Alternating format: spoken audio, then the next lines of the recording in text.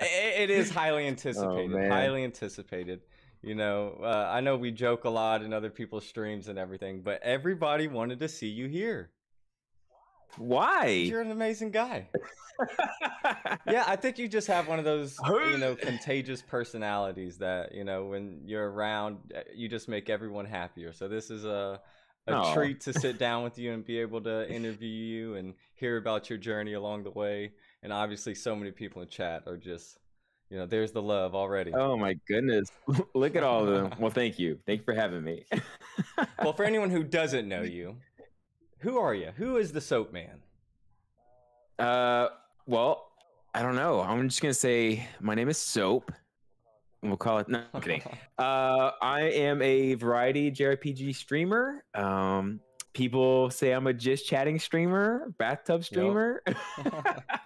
um, but no, I'm a Texas-based streamer, 28 years old. I like to hang out in other people's streams and uh, sometimes stream for myself. I'm not entirely nothing special. I think I'm more of a cozy guy. I think people tend to put me on and just kind of listen and It is chill a out. cozy stream. Or a vibe Yeah, I like the stream. vibe. Yeah. Yeah. I don't particularly find myself to be like not low energy, but not super Yeah, I high feel energy you. either. Like I'm not, what's up, guys? There are plenty of streamers much better at that than me. So if you like, guys who just kind of commentate on their games and suck at video games, come on down. That's funny. No, that's super funny. Yeah. That's like a perfect example or explanation of how your streams are. Like I'm the same way. I'm never going to be the "Ooh, what's up, my man?" Like welcome in the stream. Like Yeah. I just can't put on like that. Like at times when I'm feeling the energy, but like no, it's like no. I like the Definitely. relaxing vibes, and I don't think I've missed a stream in a while unless I've just been away. So I truly enjoy your streams you put on. Oh man, appreciate No it. problem. So for anyone who doesn't know where to find you, what are all your socials? Well, mainly I use Twitter. You can find me at Scrub with Soap. That's actually my original username, and I'm hoping to get back to that as soon as Twitch allows me. So then at that point, I'll be the streamer formerly known as. No, but you can find me Twitter at Scrub with Soap.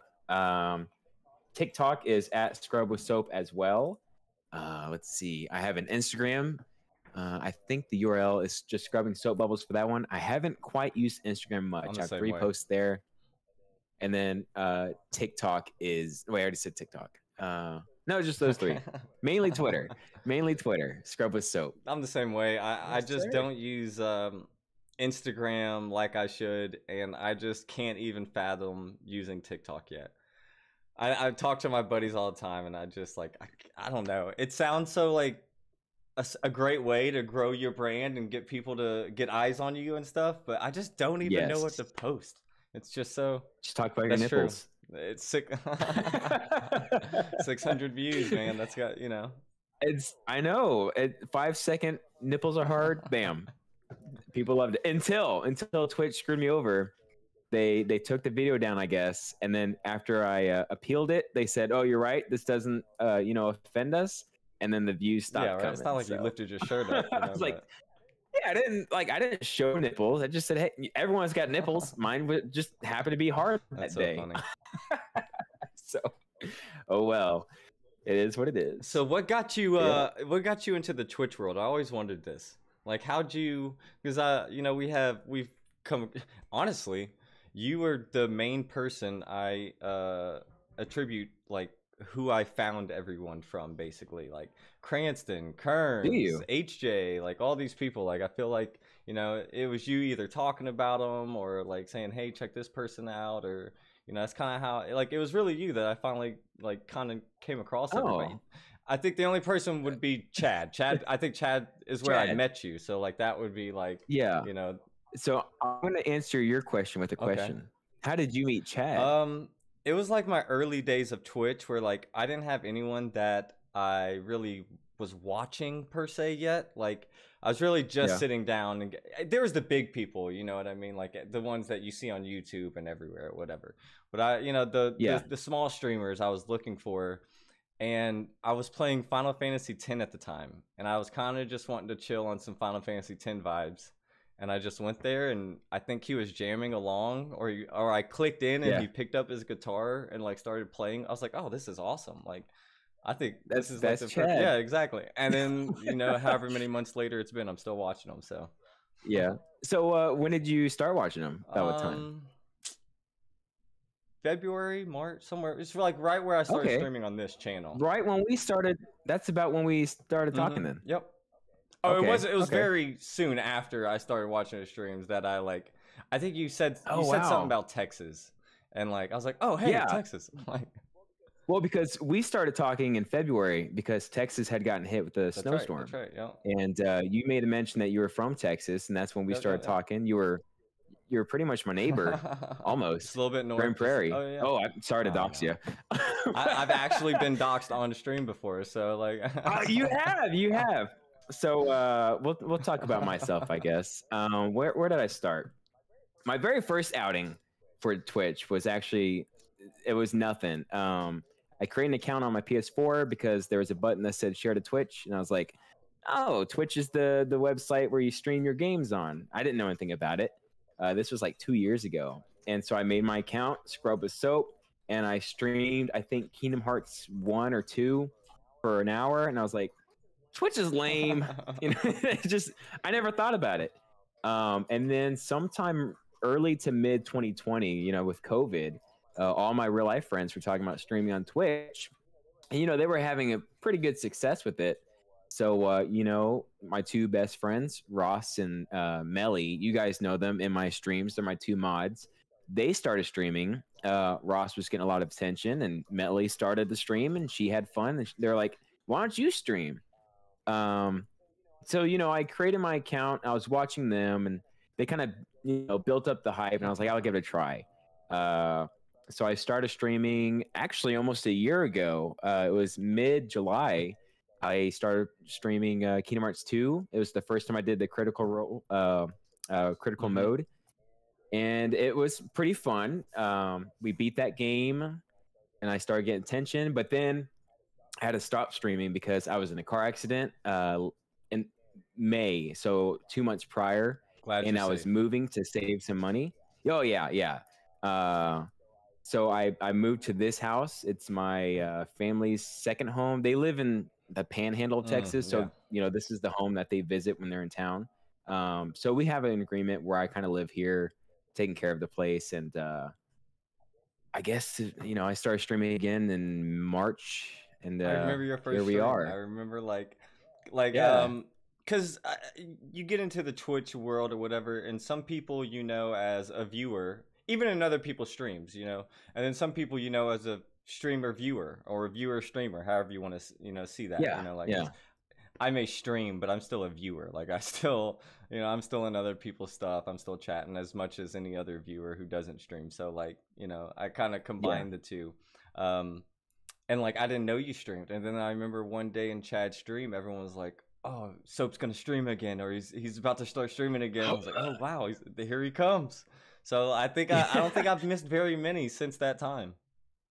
I don't think you have. I had a lot of people, they were like, do you stream? And I said, oh, I did, back in July. And they're like, well, why don't you stream? And I was like, I don't want to, but I do. I was kind of like, at the time before I started, I was building this PC with the intent that I would stream. But social anxiety, the closer I got to streaming, I was like, I don't want to stream. But no, I had a lot of people, saying, get into it. We would watch if you do. And surely, when I started, that first stream was insane. I did not realize I was going to get that love bomb. Yeah, it was crazy. I think it's pinned.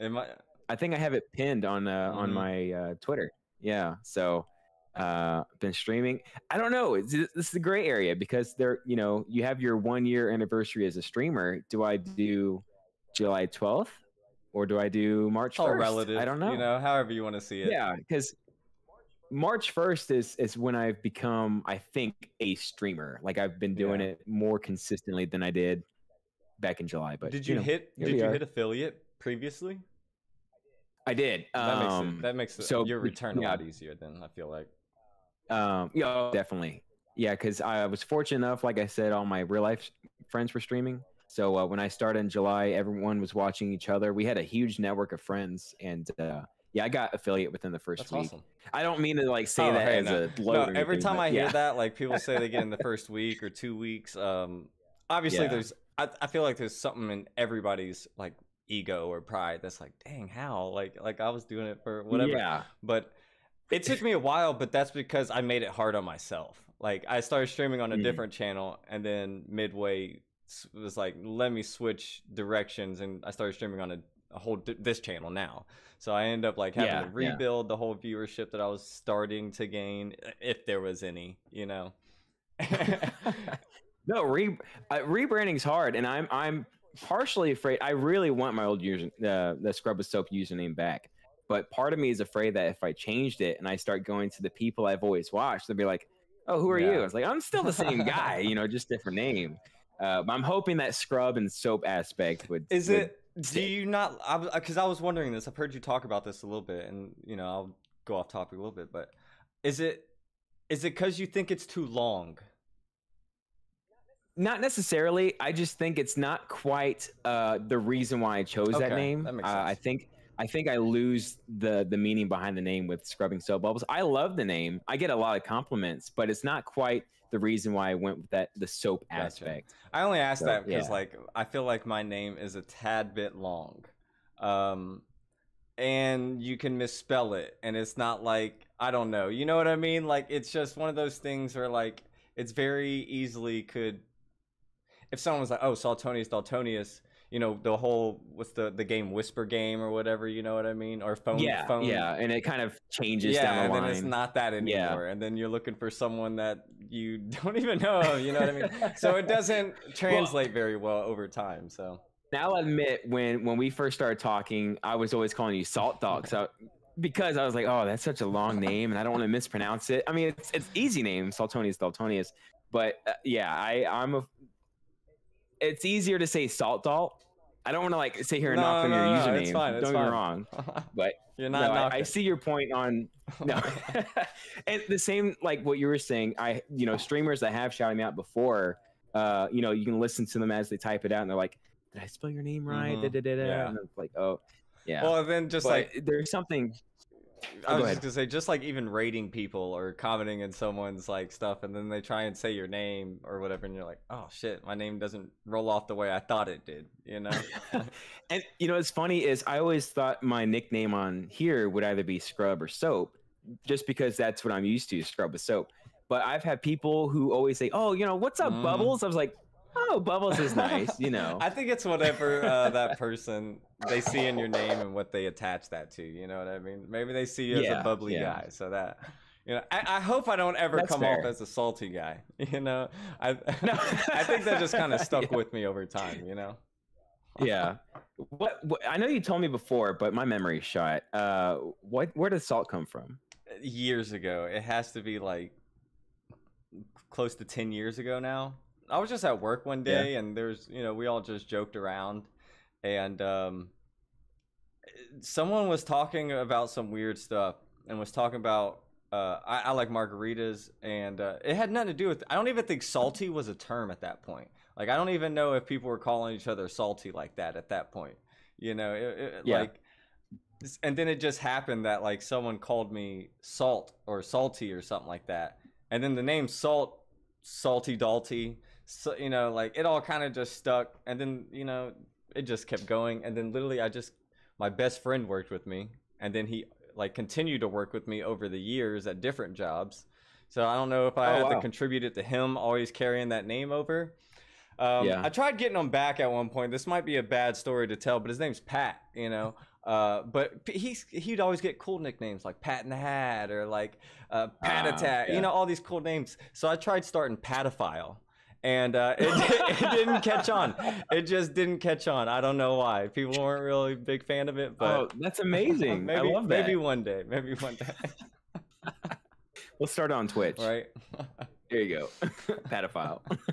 So I know you talked a little bit about what kind of games and everything you do, but talk about what kind of things you stream. When do you usually stream, and what kind of streams are you giving to your fans? Oh man, that's a hard question. I think I'll answer. I'll break it down. When do I stream? It's funny. When I came back in March, I think I went a little too hard. Or too big, and so I was like, I'm going to stream Monday, Wednesday, Friday, and Saturday. And that first week, I did all four. I did Monday, Wednesday, Friday, Saturday, and then the second week I couldn't do a Saturday stream because I had work. And then the third week I couldn't do a Friday stream. I was like, oh, this is not working. And then, it starts becoming a chore. Yeah. You start feeling like, man, I got work and then I got streams. You're just tired sometimes. You're always tired. And I was missing my favorite streamers. I wouldn't be, like you were saying, I'm a viewer first and then a streamer. And so I was missing a whole aspect of my Twitch life where I was like, I'm not able to view the people I want to watch. So, I compromised. I didn't quit streaming, but I was like, I'm going to tone it down. And so now I do Mondays and Wednesdays. 6:30 to 9:30 typically. Sometimes go a little longer, sometimes rarely a little shorter. And then Fridays is my Discord movie night, which we started recently. I think that's awesome. But as far as I can't remember where I got the idea from. I think it was Luna, Chocolate Luna. She watches anime on her Discord. I was like, oh, that's such a cool way to like a community night, on your Discord. So, grab your popcorn, let's watch a movie on Discord on Friday. And I thought it was such a good idea. As far as what I bring to my viewers, that's hard, man. I think you bring a lot. I think you sell yourself a little too short. Maybe, but I don't know. I just, I hit stream and I play games and I commentate it, and then I, read your guys' chat and then I respond to it. So I think it's, I don't know. I think a little bit is how you go into it all. Very rarely, and there's not very many people that, even streamers I like, that if they just sat there and talked for 30 minutes, would I enjoy that? And like, there's not, I'm not a just chat. I don't like watching just chatting straight. That's not something I do. That's never been something that I've been attracted to. But when you're sitting there, it's like a fun time. It's almost like we're all on a couch together in a room, like kind of conversing with each other. That's what it feels like to me, at least. And you make it feel like that. So I think that's a lot of you know what I mean? So, oh man, I appreciate it. You bring a lot to it. It's funny you say that. I have an aversion to just chatting because when I first started, streaming back in July, Melly said she hated just chatting. Not hated, but she avoided just chatting streams because that's not why she's on Twitch. And so I was like, I don't want to just chat because then I lose my friend watching my streams. And it's funny because now she's one of the like proponents. She's like, oh, when are you going to do it just chatting? I was like, don't you hate just chatting streams? Why do you want to watch me do it? But no, I think that's fair to say. My stream is kind of a way for everyone to hang out. On a Monday or Wednesday night, just chill and I don't know. I think you've done a great job of building a community of like-minded people who have similar interests. In that, even if you don't all like the same specific things, you like things around it or whatever. So Kingdom Hearts, for example, I feel like your community. I'm in it, and I'm not even I've never played Kingdom Hearts, but I enjoy. Yeah, I probably should, but I enjoy watching you play, and y'all are so knowledgeable of the lore and the subject of it that I'm learning as well. So I don't feel like I'm behind or anything like that. So I don't know. I think those parts and aspects of your stream make it enjoyable for a viewer to get in there and like immediately feel like they're a part of the group or immediately feel like they're in on something, you know what I mean? Because it's very easy, especially when you join a new stream, to not be in on the joke or to not know what's going on or something like that, you know what I mean? Sometimes it takes a little bit to feel the vibe of everything, and I definitely feel like your stream is an immediate vibe, like it's you know what I mean? So thank you, man. Thank you. Yeah, I am going to try and fix this aspect of my streams, but I want everyone to who comes in, who I've never met before. I want to just like, as soon as they're in and they say something in chat, we're buddies. And so like, I've caught myself where I see someone new and I'm like, hey, how'd you find me? Or, how'd you find the stream? I don't want them to feel like they're someone new experiencing a streamer. I want them to pop in and it's like, oh, what's up, man? How are you doing? And so that's what I'm going to try and fix on. And if I just pressed the button. Hold on. That's what I want to fix with my future streams. It's like not necessarily be more inclusive, but be more. I don't know how you would make it. How would you term that? Just be more like inviting. Yeah, I don't know. I think it's inclusive's good. You know, like I don't know. I've thought about the same thing. Like I have social anxiety too, especially with like people I don't know in particular. You know what I mean? So when someone I don't know hops into chat, like if it's a viewer from someone I've met through other streams or whatever, I feel way more relaxed about it. And I'm like, "Oh, hey, what's up?" You know what I mean? Cuz you can say that cuz you have kind of met them somewhat. When it's a new viewer, I'm almost like it's like if I was randomly at 7-Eleven or something and someone tried introducing themselves to me and I'd be like, "Oh, hi." You know what I mean? So it's just a little awkward for me. So it was like it took me a bit, and I think I found a way for me at least. And I kind of stole it from Cranston and Ham. You know how they always ask a question for their streams, and I think it's just easier to be like, "Oh, hey, new viewer, how are you doing? Here's a question for you." And now we're all getting introduced to the person and everything. So I don't know. I feel like that's an easy way that I thought to be inclusive. It's a nice icebreaker. Yeah, exactly, sure. exactly. Yeah, because I feel so awkward all the time. So I'm like, what can I do to like make it feel less awkward? You know. Well, as a viewer for your streams, I've never sensed an awkwardness coming from you. Like you always have it on lockdown. You're just playing your game and you're like, "Hey, what's up, man? How you doing?" It's like you have such a chill vibe to yourself as well. I appreciate it. Yeah. So everything you threw at me, I'm gonna throw that back at you because you're the exact same. Soap's gonna start a podcast soon. A dash or a scrub of soap. Yeah, there you go. So did you because you have such a natural energy when it comes to streaming, is that natural in itself for you to just be that way? Because it doesn't feel like people I feel like put on, or like it's not even just putting on. I think it's almost like a self-hype, because you can, as a streamer, you feel the dips in a stream, you know, or yourself, you know, you can feel the dip in your energy or whatever. But you always seem to do a good job of keeping that up and never feeling like it's dipping like that. Is that just come natural to you, or is there something that you do with chat or something like that to keep that up? There's nothing specific I feel like I do. Maybe it is natural, but I want to attest that to the games I play. I was telling Melly this, like there's been streams where chat kind of dies for a solid hour, but it's the type of game that I'm playing that I'm like, I can focus on the game and I'll glance over, make sure I'm not missing chat, but I can stay focused on the game and still like communicate what's happening, what I'm doing and what's happening in the game. And I think that kind of keeps me going, because I, as a streamer, I do not have that energy. I'm like, every day before I hit start streaming, I'm like, I don't want to do this. But I mean, I'm sure you've experienced this. As soon as you hit start streaming and you're actually in it and people are coming in and saying hi, you know, it's a good flow. Yeah. That's how it is for me. It's just a good flow. So it's like, I'm not doing things specific, I feel like, to keep that energy or present that energy, but yeah, I don't know. I guess natural.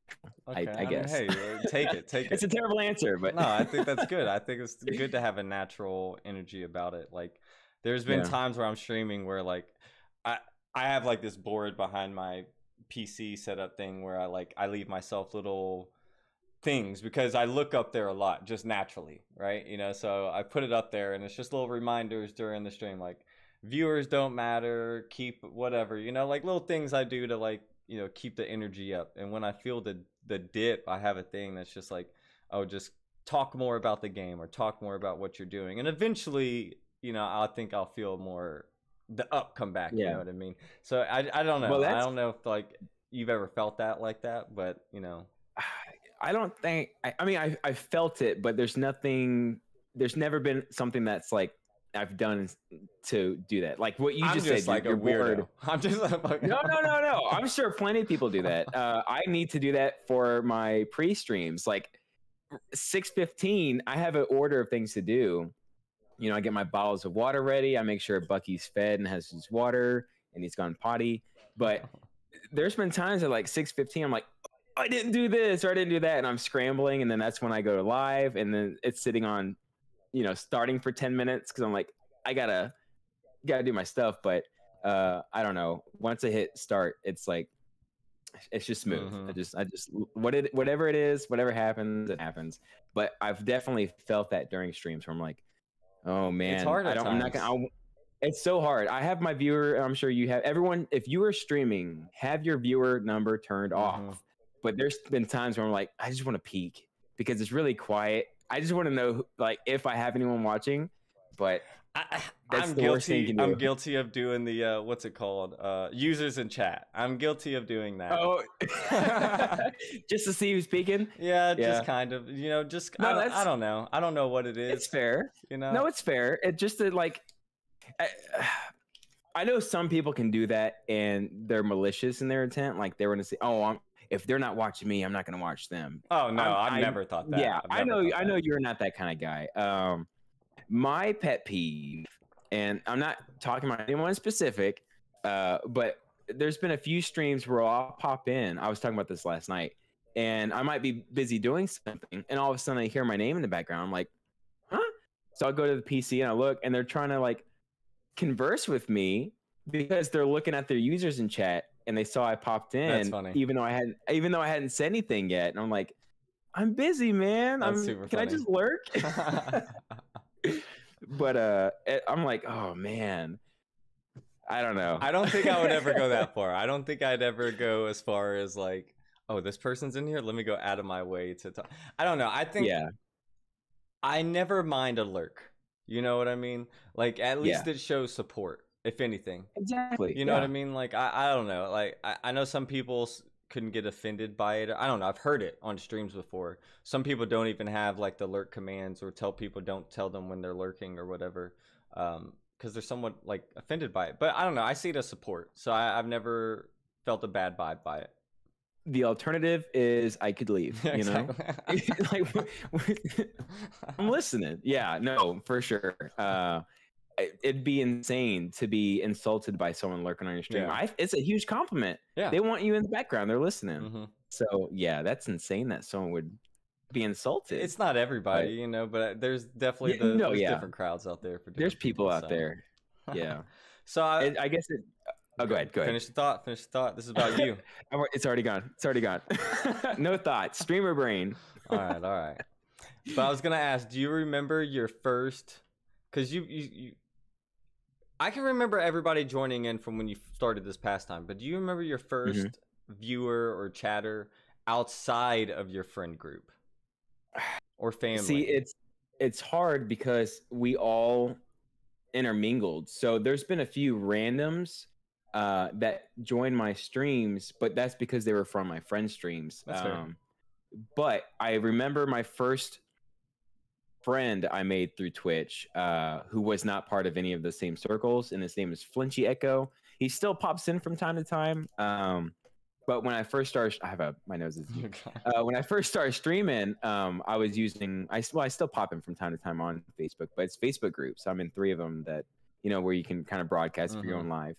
And Flinchy had posted in one of the groups saying, looking for like-minded streamers, and I commented that I play Kingdom Hearts because he had made a mention of JRPGs, and I think it was my final Kingdom Hearts stream. He raided me with like a huge number of people. It was my first raid that was outside of my friends, and it was an insane number. I think like 33 people. I wouldn't even know never seen that. Exactly. I would immediately just internally start sweating and like freeze up. Like,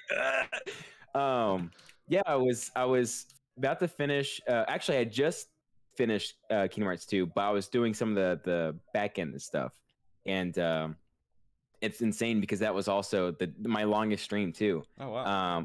I just worked an 8-hour day, and I was like, we're so close to beating Kingdom Hearts 2. Let's just do it. It's Friday. I have the weekend off. Let's just do it. And the stream ended up being like, I think 12 to 14 hours. Wow. But Flinchy raided with a huge party. And I mean, we're cool. We're really cool friends. We just have different schedules. He always goes on it late at night when I'm going to bed. But yeah, Flinchy Echo is the first person that comes to mind that I'm like, where I've made a connection on Twitch outside of my That's circle. awesome. That's super awesome. Yeah. No, I think those. What was yours? I know you mentioned it, but we got to talk about you, man. I don't know. I didn't have a group of friends. You know what I Yeah. mean? So I honestly the first, and I think that's why like I appreciate, uh, and I've never gushed to him about it or anything like that, but I appreciate him so much. It was Chad's stream, like they're his community. They were like the first community that kind of just like welcomed me in and like, hey, like, because I was into everything he was doing and playing the retro games, the Final Fantasies, you know, the Yeah. music, you know, it was all just a really cool time, and it was just a good vibe.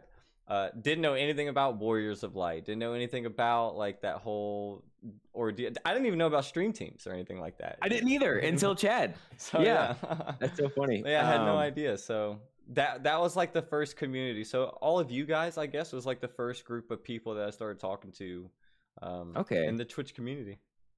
Yeah. There's been You know, other it's ins funny. and outs, but not really.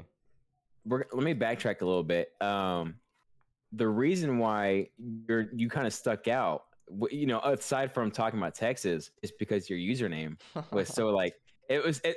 Even though it's long and I might not pronounce it sometimes at the time, but I was like, Saltonius from Texas. What? No, so you know that is a positive. No, to it, your as username. much as It's unique. yeah, I have like self doubts about the name, I guess, but in the end I've only gotten compliments on it.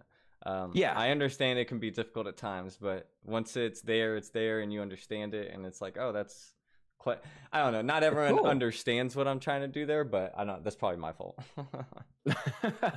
Well, I don't know, maybe you need like a gladiator avatar. That's what I No. was thinking. I was thinking maybe like, you know, a helmet on top of my like salt with, thing with the broadsword yeah, I or thought something like oh, that. that'd be so cool. Yeah, I thought something Yeah. like that. I was like even thinking about making it an emote or something. So Oh, you know, I dig it, dude. because like immediately I thought of Gladiator in that moment where he rips his helmet off. He's like, oh, I'm Maximilian of the, you know, and he's this long Yeah, his name. long and ass- yeah, exactly. Yeah. So I immediately thought of that. Yeah. You know, and I I love tell that movie people, I was so like, much. oh, it's my Greek name. You know, that's my. Oh, there you go. Yeah. Well, what about you? You know, I'm interested. How did you initially find all these original people? Because you've been, obviously, I saw you in Chad, and we can talk about him as well. But I found Cranston because you were like, "Hey guys, I hope you don't mind, but come check out this amazing person. Like, he's an awesome streamer." And I will Yeah. always credit you to that. And penguins like that, who I've had on the show before. You guys almost promote other people more than you do yourselves. You know what I mean? And it's so selfless, you know? So I always thought that was really cool.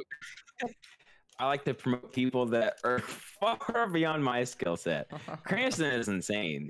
He's like he's in a caterpillar stage of his life, but when he, you know, becomes that butterfly, he's gonna be this huge constant creator. I have no doubts. I keep making the joke, but it's real to me. I told him back in April, a year from April, so April of 2022, he will be partner. That's awesome. He has to be.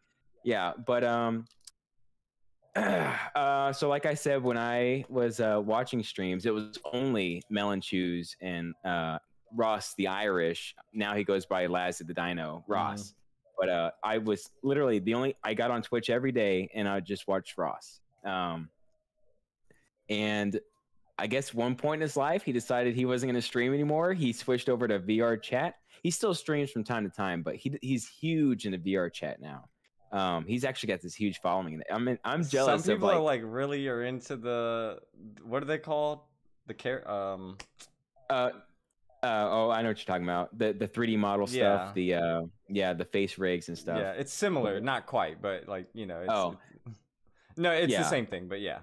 VTubers. VTubers. Thank you. VTubers. Yes, yeah. thank you.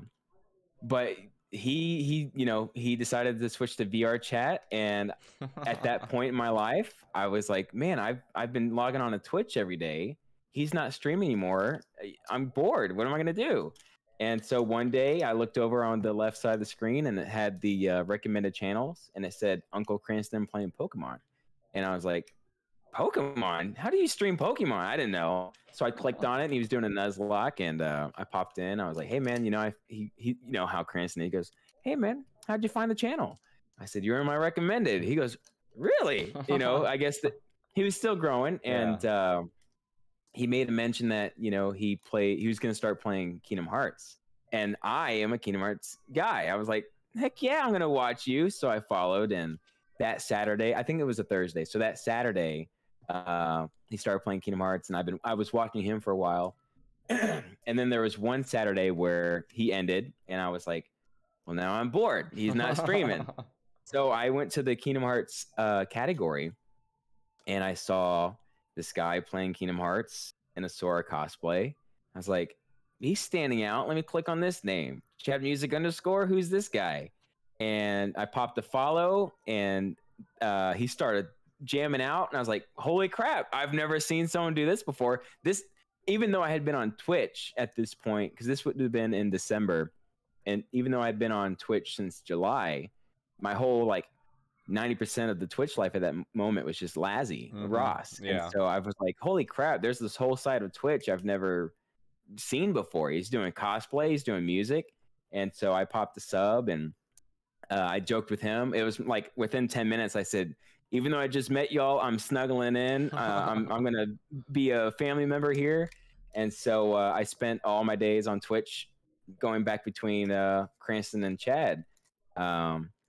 But then through Cranston, I found Really Kearns and Penguin, Dan, all these amazing people. And then through Chad, I met the Warriors of Light, Autumn, and Allie, all these people. And so, you know, that was December. So, you know, late February, I'm getting hyped up. Hey, you know, you should start streaming this and that. And started streaming, joined the Warriors of Light. And here we are. Right. It's weird because I feel like I'm technically in two communities. I have the Pokemon Cranston, this side, you know, and then I have the Warriors of Light. But every like now and then I see someone else who's also intermingled.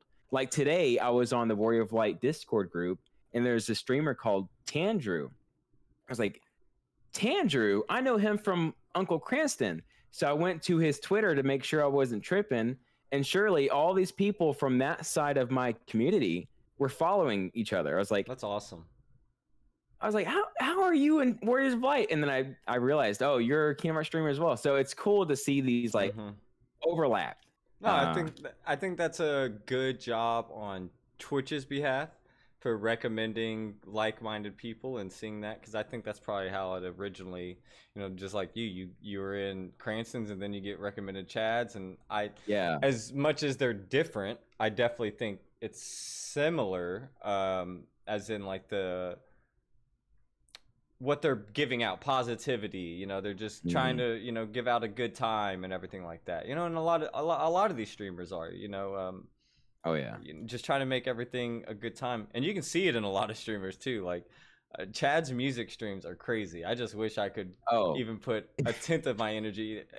I saw Hams in here, but I wish I could put any amount, that little bit of energy that these people give to their streams that I could do. One, I'm stupid, so like I try and do these things, and I'm like, this isn't working, and I give up. You know.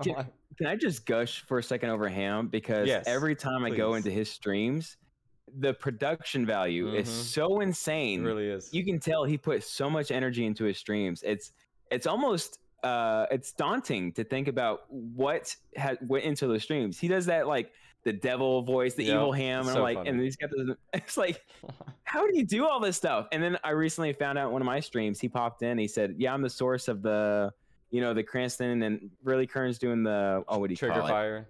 Trigger Fire. He was like, I'm the guy. I was like, I learned about it through him as well. So it's insane. He is insane. That's another guy that very helpful. Definitely been very helpful, and I truly appreciate all these other streamers that I'm smaller than everyone. Like even, you know, I've been doing it a minute, but my growth is a slow burn. You know what I mean? And that's partially my fault. I'm not presenting myself out everywhere I should be. I'm not as active on Twitter promoting myself, Instagram, TikTok, all the socials where I should be if I'm really trying to get that growth. I just recently started doing the YouTube, kind of like we were talking about before. And like seeing everyone else do it, it gives me that motivation to at least try, you know, like at least make the attempt. I hate to admit it, but if you want to grow on Twitch, I'm not speaking to you personally, you in a general sense, everyone watching, if you want to grow on Twitch, you have to utilize other social media. And for someone like myself, who is not a social person. I didn't grow up really on social media. I had MySpace and Facebook. That's about it. I don't know how these things work. Yeah. I don't know how to market myself. So I don't know I'm the right there with you. algorithms. Yeah, exactly. So knowing how to promote myself, nah. My growth has been only through like word of mouth with other streamers, but Same. that can only get you so far, and I just don't know if I have that drive yet to dive into that aspect of promotion. But yeah, I'm getting there. Like, I think you already you did the hardest thing for me, and that's posting it. You know, like, you at least posted a couple TikToks. You've at least posted the Instagram photo. I feel like, to me, that's the first step. You know, like, it's like finishing. It isn't even just starting. You finished it and you did it and you posted it. Like, I heard I don't remember who quoted this one time, but maybe it was even Brad. I got to attribute Brad. He's very knowledgeable and way deeper than people give him credit for because he jokes around too much. But it's not finishing the race that's hard, you know, because you can just get it and finish it and post it or whatever. It's starting it that's the hard part. It's the initial get up there and do it that's the hard part. Once you're doing it, you can finish it. You know what I mean? Once you're on Instagram and you have the photo, you can post it and everything. It's the initial recording of it and doing all that. That's the hard part. You know, like, I don't know. It's just, so you've already done the first hard step. So I congratulations. You know, it's funny because that falls back to my mentality of streaming. It's that build up before. There's been plenty of days where I was like, I just can't stream. But as soon, I'm sorry, I need to clear my voice after this. But as soon as you start streaming, it's like you just go with it. Whatever happens. So same mentality. So I appreciate that Brad's advice. Yeah, it is sage advice. It's very little he has. But go ahead, take your time. Sorry, I had something in my throat. You're all good. I know how it is. I drank a cup of coffee like right before, so I gotta like down water during this, and then I end up screwing myself because now during 2 episodes I've had to take a bathroom break, and I feel like it's so unprofessional on my behalf to. Oh no, hey, no! It's I wanted you to man. sit down, and now I gotta go. So no. When nature calls. Hey, you know, sometimes. Yeah. Is there anything, because I will say you're very schedule oriented. Like, I give credit to that because it's hard for I made a schedule and I was like, hey, I'm sticking to the schedule, and I still haven't streamed on Thursdays sometimes, and I still didn't do it on certain days, you know. And I don't think I have the following enough that people are hitting me up on Twitter being like, where the hell are you? So it doesn't really matter right now. But what is giving you that drive to work aside for having to miss days because of that? What's giving you that drive to be able to stay consistent to that schedule? Just knowing that if I didn't stay consistent, I wouldn't do it. It's literally as soon as I see it being 5:45, 6 o'clock, I'm like, okay, if I do not shower and do this and this and this, it's not going to happen. and then what's the point of it? Why did I go and buy this setup if I'm not going to do it? So it's that starting. You know, I know we keep going back to this, but it's that starting where I just tell myself, you know, sit down and start the stream because otherwise you're not going to do it. And then what's the point? So probably go ahead. There's been streams where I like sat down that I was getting ready for it. I'm like, oh, nobody's going to watch. This is, you know, obviously a while ago, but like nobody's going to watch. Yeah. And I didn't do it. And then I sat there in bed afterwards and was like, yo, you spent a lot of money. You better get your ass up and fucking There's been a couple of streams in my past where, or I should say lack of streams, my planned streams where I said, you know what, I'm not going to do it. And then, you know, 6:45, 7 o'clock, I'm like, why didn't I stream? Yeah, there's Bucky. He's like, who are you talking to? But it's like 6:45 and I'm like, why didn't I stream? Why didn't I do it? You know, what's the worst that's going to happen? Is no one shows up. Ultimately, you're still playing your game. So I guess that's part of it.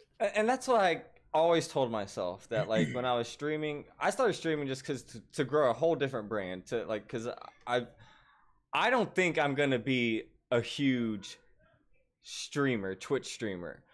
I always had aspirations of being a big podcaster, and a big interviewer. Like Hot Ones was something that really drove me. You know, that was just something that I was like, oh, this is super interesting. I've never seen this before. And he was great at interviewing.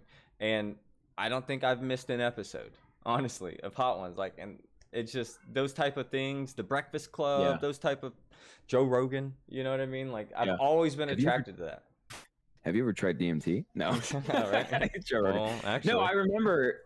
I think it was like my first or second stream. You popped in and you were like, "Hey, you have a good podcast voice." And I said, "Oh, I have an interest in podcasts." And you recommended a horror one. I can't remember what it was called though. I listened to a lot, dude. Yeah, but I popped in, I Googled it, and I listened to a couple of episodes, and it was pretty interesting. But it's not muted. I don't know if did you mute it for the stream? Okay. Okay, cool. But I enjoyed listening to that podcast you sent me. So you talking about and watching you do podcasts, you have such a natural talent for it. Well, thank you. I that's definitely something I can see you pursuing and growing a huge audience in this on air with the dash of salt. Yeah, I mean, I love it so much. I appreciate you, and I appreciate everyone that always tunes in. I never thought it was going to be a big thing, but I have aspirations and I have dreams, so I definitely try. Yeah.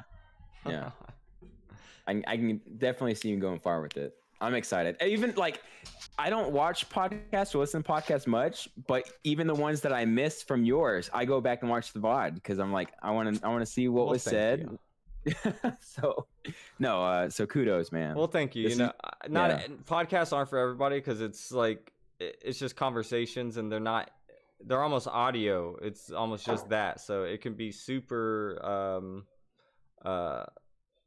almost boring, you know what I mean? Because if it's not about a topic that you like particularly well, then you're just not going to be interested in it. I think this helps because some people are also streamers, so they want to hear other people's, because it's not just about, oh, what's the best tech or how should you go about this. I think it's also the journey, and everyone's had the journey, so you kind of want to hear, is it similar, was it different, did we have similar things happen, where did yours depart from mine, There's that personal element where you can relate to what you're listening to. Exactly. I know you don't, but for me, my significant other has been someone that has been able to help me push along the way. Is there anyone in your life that's helped you keep it going and push? Because I know you talked about your friends a lot. So yeah, my brother. Every time I miss a stream, he texts me at 6:45, 7. Hey, bitch, where's your stream at? I'm like, I can't today. I'm sorry, but my brother pushes me. Melly was a huge. That's so awesome. She's always like there in every stream. Not recently because she's taken a kind of a social break from Twitch, but she was. Sometimes you need to do that. You do, yeah. You don't want to get burned out for sure. But yeah, I have a couple, not too many, just because I try to keep like Twitch and work and personal life separate. But yeah, I have a couple of people that hit me up and they're like, where's your stream at? Why aren't you doing it? And I'm like, I know I should have done it. But... Well, for anyone who doesn't know, because I think this is an interesting, very interesting point, and maybe this is doxing you too much, but you've shared it on stream, so I think you're comfortable with it. But you're an identical twin. I am, yes. How is that? I'm the elusive third twin, Mark. Whoa. Yeah. Spoiler alert. No, in high school, I always got the question, hey, are you Matthew or Mark? Like, neither. Who's Mark? It's like, who's going around to school saying there's a third twin named Mark? That's so funny. Yeah, so I actually have a personal Instagram that's just Mark the third twin. But that's so funny.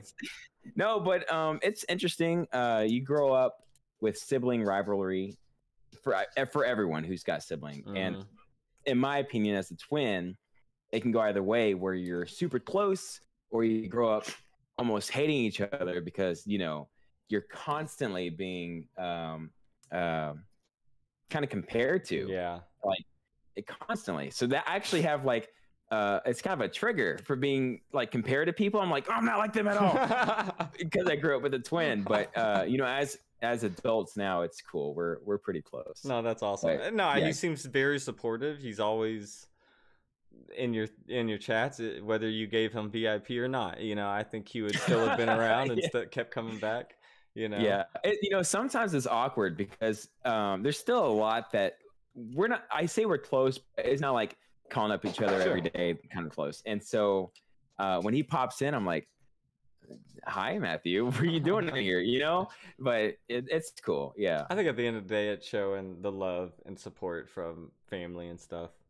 Like you said earlier about lurking, he could not be there at all, which would take way less effort. You know what I mean? So yeah. Why?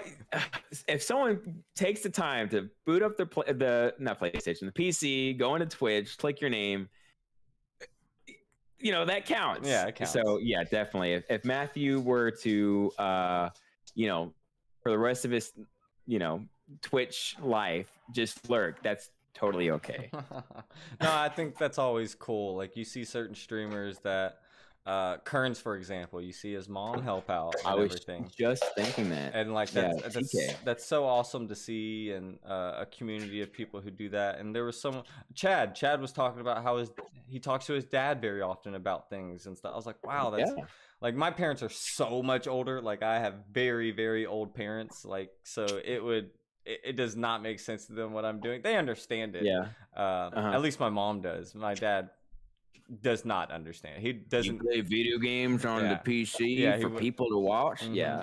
Live streaming is too much for him. But he can barely handle social media. So I don't really Yeah, it's funny. Chad Music, his dad, not only does he talk to his dad about streaming, but his dad actually goes through Chad's follow list and watch streamers. I think that's insane. I've seen him help him with some programming that he's talked about how he's helping programming for his stream. Like so cool. What blows my mind, go ahead. No, I want you to finish. You first. No, this is about you. I was gonna say what blows my mind is the fact that TK is like actively in really Kearns' chat. And there was a night where he's playing a Jackbox game, and there was someone named, I don't know, Big Titty 42069. I was like, really, Kearns, how do you feel about playing with this username and your mom's right here watching? And he's like, oh, sometimes it's weird. Like, that's all you gotta say. It's like when you're watching a movie and the sex scene comes on. Sex scene, exactly. You're like, oh god, let me die. Actually, I think the username was it was awkward because it was something like Mommy Milker. I think it was something I was there for that. I remember it was like MILF something or like MILF something. Yeah, I was like, this is so weird. Yeah. And TK just takes it, she's like, she takes it in stride. She's such a supporter. No, I think that's awesome when you can have those people that, and I think she has a great understanding, and she probably didn't in the beginning, but TK seems to have a very good understanding of Twitch. So, and I think that's what it takes to be able to stick around and especially be a moderator and stuff like that. That's why I think I said it last stream, but always give out love to the moderators, especially a good one. HJ's a really great moderator. I got follow-botted, and he literally went through every single person and got rid of them. Like, that's an amazing person to do that. So, no, I think that's awesome. And also, I think what's really cool about TK is not only, is she there for her son, but she goes to other people's stream and watches them. Like she's such a huge supporter just as a person. So it's cool. I hope to be that to, not to say I want my kids to stream or anything like that, but I want to be that to my kids. Like I want to be the father at the sports games and whatever they want to do. I want to be there supporting them through it all. And I think as a kid you see it as weird, right? Or like, I don't know, over loving, you know what I mean? Like helicopter. As a kid, I thought it was weird if like my dad was going to be at every game or something, you know what I mean? But I think in the long run, growing up older, you're like, oh, they just love you and they just want to show support. And I think it's the same thing, and it carries over to that. And that's awesome. Definitely. Yeah, it's so cool. It's cool to have that.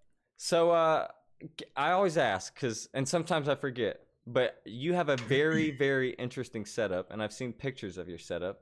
Can you go over what you got going on? Because it's very awesome.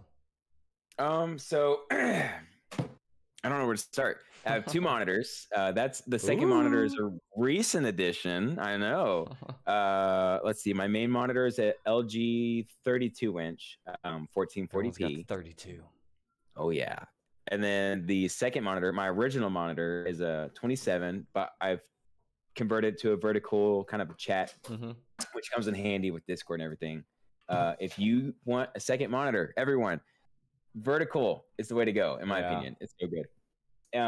But PC itself is custom. I bought parts over the course of 4 months with the help of a friend, Chris, and HJ, because I had no idea what to get for a PC. And so Chris built me a list, and I was like, this looks good. Chris, I told him what I wanted. He goes, this is what you'll want then. These are the parts. I took that part list. I gave it to HJ, and I said, what are your thoughts? He goes, that's a pretty solid list. I changed this and that and this. And so I get the second list, and I go back to Chris. I said, I was thinking, what if we change these parts? And I gave him HJ's list. He goes, looks pretty good, but if you're going to go that route, you might want to go here. And I sent that list to HJ, and HJ gave his approval. I was like, all right, we're in. Awesome. So I got lucky. I got the 3070 when it dropped as my GPU. Yeah. Awesome. You're just a lucky guy, so that's not a bad thing. That's not a bad thing. You just, that's super awesome, It comes in handy sometimes. I think my biggest luck so far has been the PlayStation 5. Yep. I feel so bad about that one because don't. Well, the story was I'm in a group chat, a Final Fantasy trading card game group chat, and someone else wanted the PlayStation 5. I had no drive to get it because I had just gotten the PC. And so he sent the group chat a link to the PlayStation Direct so that we could all get in line and hope to get one. Mm-hmm. And so he jumped in line, I jumped in line, and the PlayStation Direct throws you in randomly. So you could be the last person to click the link, but first in line. And so we all clicked it. His wait time was an hour, and mine was 7 minutes. So crazy. I was like, you know what?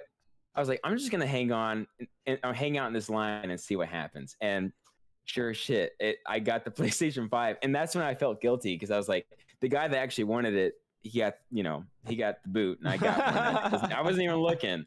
I'm like, yo, dude, I got this PS5, a little upmarket though, Oh yeah, I would never do that. I felt really guilty. I almost said, hey, I got it. I'll sell it to you for, at value price. You're a good guy, so I know you probably did. But everyone needs their wins when they can get them. So I think that's definitely a win. And a 3070, that's awesome. At 3070, it's a 5800 Ryzen. So yeah, it's a pretty decent rig. I wanted a 3080, but it was just too hard to get. So I kind of settled. But they're so pricey, though. They're so pricey. Now they are definitely the scalp price are insane. It's ridiculous. I hate scalpers so much. I do too. For everything. They're ruining it. They're for everywhere. Like for sports tickets or concerts tickets or anything. They're always scalping everything.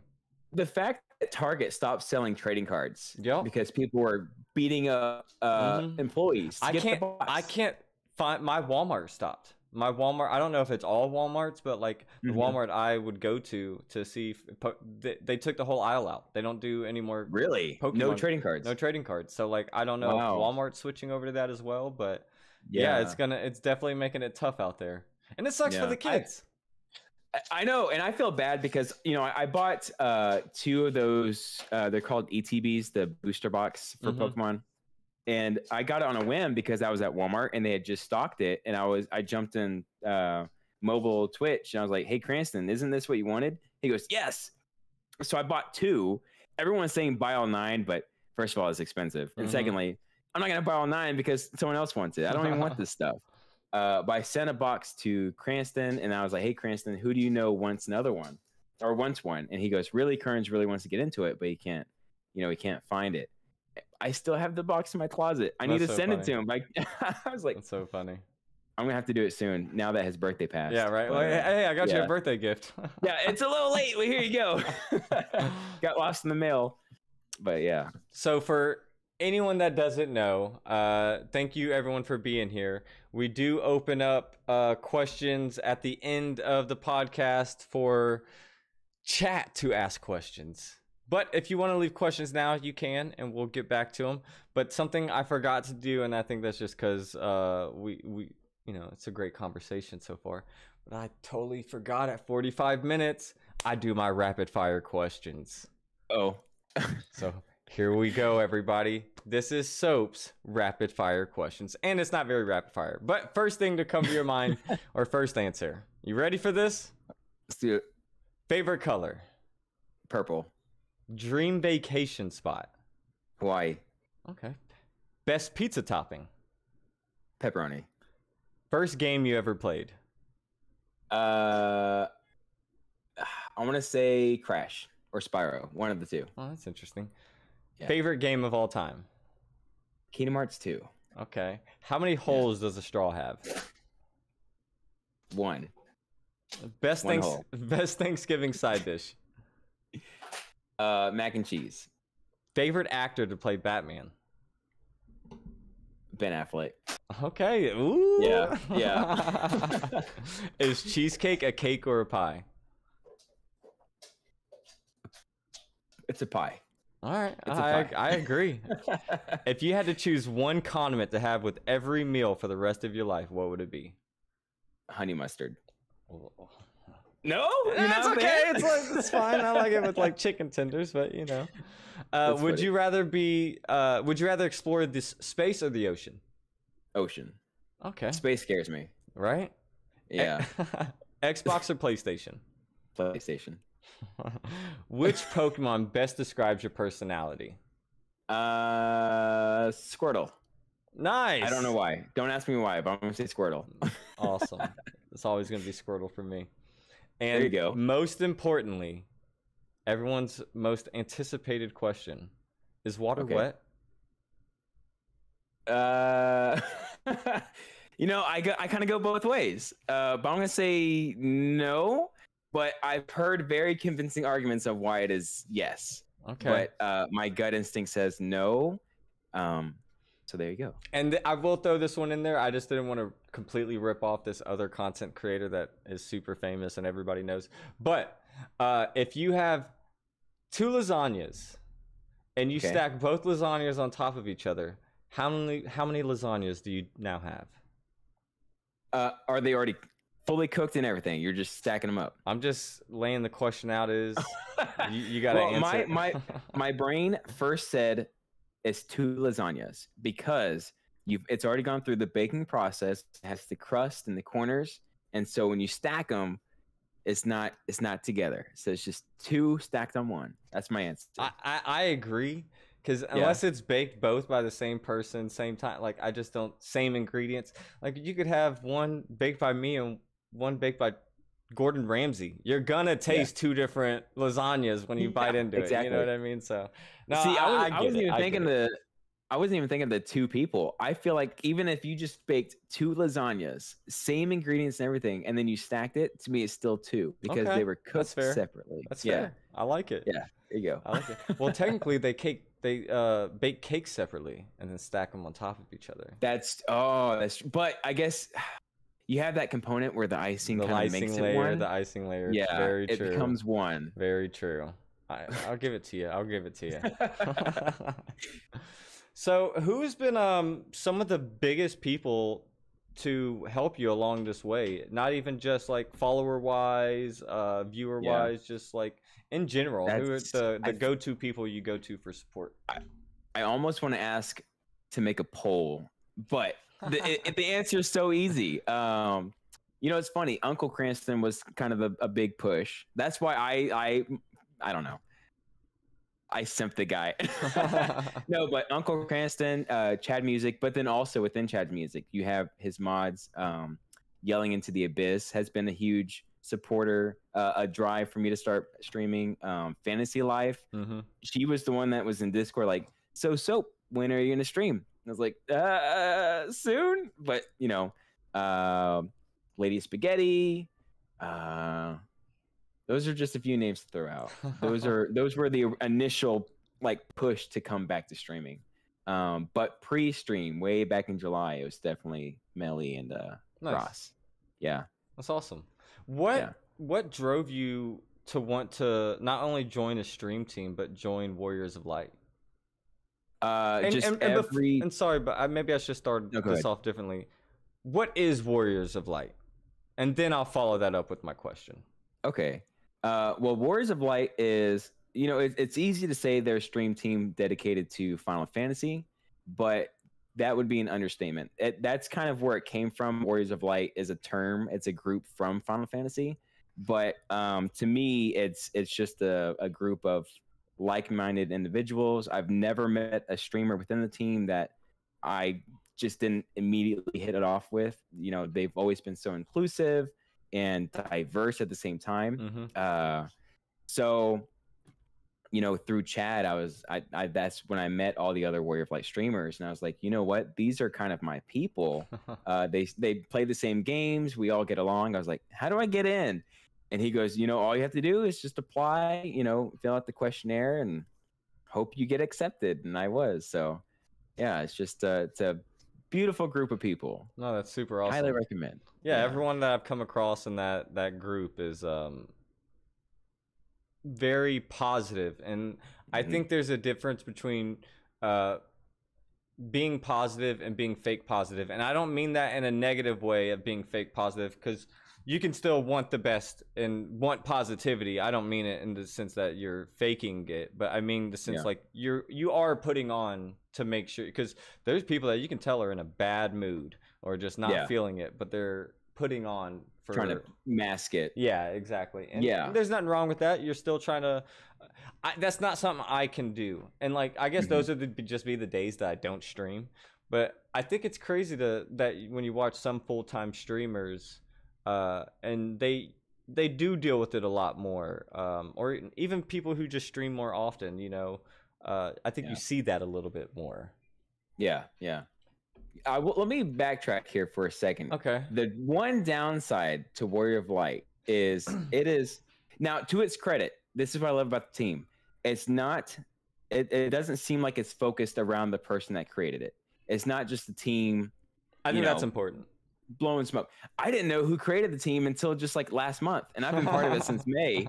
I was like, or March. I was like, who's Mandy? I think it's Mandersnatch. I've caught a few of her streams. I was like, who is this? Doesn't even know the leader. Oh, you created the Warrior of Light stream team. But she's such a lovely girl. But to its credit, it doesn't seem like, you know, a big you know, blowing smoke. But the downside. Go ahead. No, I was like, I didn't mean that in a negative way, but yeah, go ahead. No. The downside is it's gotten so expansive. There's so many people in the team now. I have no idea who they are. And it's almost becoming a little overwhelming to keep track and meet new people. But at the same time, it's how I've met a few other people. I'll go on my stream or my own page, and I have the auto host for other streamers in the team. And I'll be like, hey, you're a Warrior of Light streamer. We'll check you out. And that's how I found Razzie. And through Razzie, I met Shadow. And so it comes with its pros and cons. Sometimes I feel like I should have waited on the stream team and found one that's more, I guess I like to have a smaller core group. Even on Discord, I found out if it gets so expansive and there's so much going on, I just get overwhelmed. I'm like, I want to back away. But to its credit, even though it's growing so large so quickly, I've yet to meet anyone that I didn't enjoy watching. A lot of credit to Warriors of Light, because it is, their vibe is positivity, and it's, when I meant fake positivity, I meant to follow up with, I don't feel like there's anyone in that group that is fake positive. It just seems like it's their personality, and I don't know the full list, but just when you stream, you have the little Warriors of Light thing, so I've been intrigued. I've clicked on it to see other people, you know. So you go check them out, and it seems like everyone's kind of got a similar vibe, positive vibe. But one reason I've never joined a stream team, and Warriors of Light seems very different. They seem to be very relaxed, and as long as you're just a cool person, they're not trying to push you to push brands and other stuff like that. Because there are those teams that it's like all about that and all of, you know. If you ever do leave Warriors of Light, or if it's not for you anymore, what kind of team would you want to join or be a part of? Something, I would never leave Warrior of Light, but I would probably join, because I think you can join multiple teams. Oh, okay. So I would want to be, so maybe one that's kind of the same ideals, but not quite as expansive. Like, I just, maybe something a little more core where everyone can go and meet each other. There's a circle of friendship. But I think that goes back to when I started streaming. I had that my core friend group, and to me, that was pretty ideal. But at the same time, you start becoming stagnant. I suppose you know everyone's just watching each other. You can. I think it's a double-edged sword there, because you know when you try and just have the core group, obviously that's the core group, and if you don't grow, that's it, and it's a lot slower growth. And with them, you know, you're getting everybody on and everybody in, and you know, Pride's a great example. You know, Button says Pride, and Pride's a really good team, and I've wanted to apply, and like there's been other teams I've wanted to apply for, and I talked about it with Cranston a little bit on his stream. What am I bringing to a stream team, other than just what I am, what I'm doing, you know, who I am? I'm nothing big. I just hit 100 over, you know, a month ago or whatever. Probably not even that long ago, but I think you hit 300 last week. Oh yeah, that was okay. That was crazy. Luckily they're gone now. Oh no. But you know, so I'm not very big, so like what can I bring to a stream team? And at the same time, you got to think of it as like, what can a stream team bring to you? And when you have a core group, what is the stream team bringing to you other than your friendship with those people inside the group? Where if you have a more expansive, I think you can have a cap. You don't need to just be ever expanding. But because it seems like Pride's a great example, because it seems that there are people in, and then there's people out, and then there's in. So it never seems like it's just overwhelmingly amount of people, because some people leave and some people join. And I think that is more a cool way, because I don't know how they do it. I don't know if they do contracts. I don't know what it is, you know, but it seems like that's a cooler vibe, and I think I'd move more towards something like that. But at the same time, I know what I want in a stream team, and I don't think I'd ever want to join a stream team until I selfishly could get that. And it sounds super selfish, but it's what I would want. Get it. So. Yeah. It's funny because it was Pride that made me realize, with Warrior of Lights, I was like, oh, okay, this is what, to me, what a stream team should be. It's more of a team rather than a brand. But not to knock Warrior of Light, but to me, that's more almost just a banner, a brand. For sure. Not necessarily a team. And with Pride, you know, everyone's like, I don't know, it's so interconnected with each other. I mean, what you were just saying, that's when I saw Cranston with Pride and I started looking into Pride, I was like, okay, this is more like what I envision a stream team to be. But at the same time, I don't think I'm going to ever apply to Pride, or at least not anytime soon, because I don't have anything to, you know, give them. I don't provide what you would expect to provide at the stream team. I think some can be overwhelming, especially what I like about Warriors of Light is because it's not competitive, where Pride has the competitive side of everything, where they have their Apex gaming and Valorant gaming, and there's a lot of other teams that are like that are pushing an esports team, and that might actually be their beginning, and like their core of the team is like the actual esports of it, and then everything else is kind of just like content creation.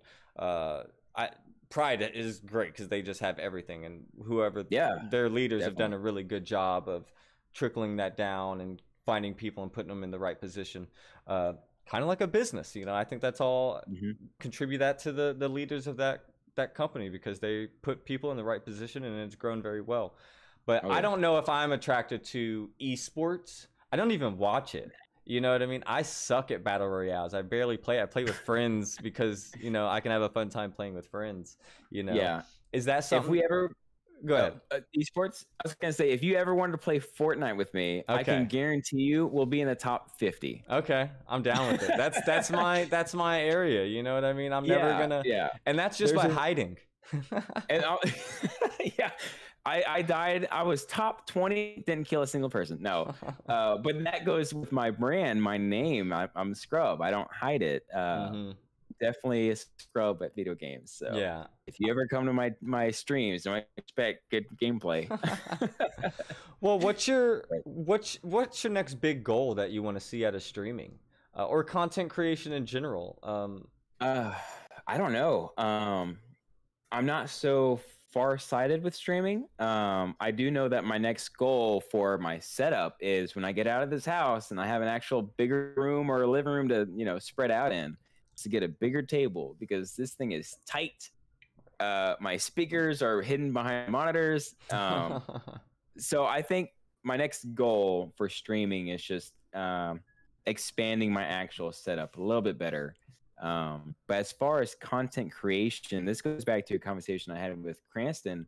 I don't know if it's the imposter syndrome or what, but I still don't see myself as a content creator. To me, I'm just a guy that streams video games to people sometimes. So no goals yet for actual content creation, but I think once I figure out what my branding is, then I can actually start putting it out on social media like Instagram and TikTok. I've been talking about, you saw it on Twitter, I've been talking about changing my overlays, and I'm starting to fine tune my idea.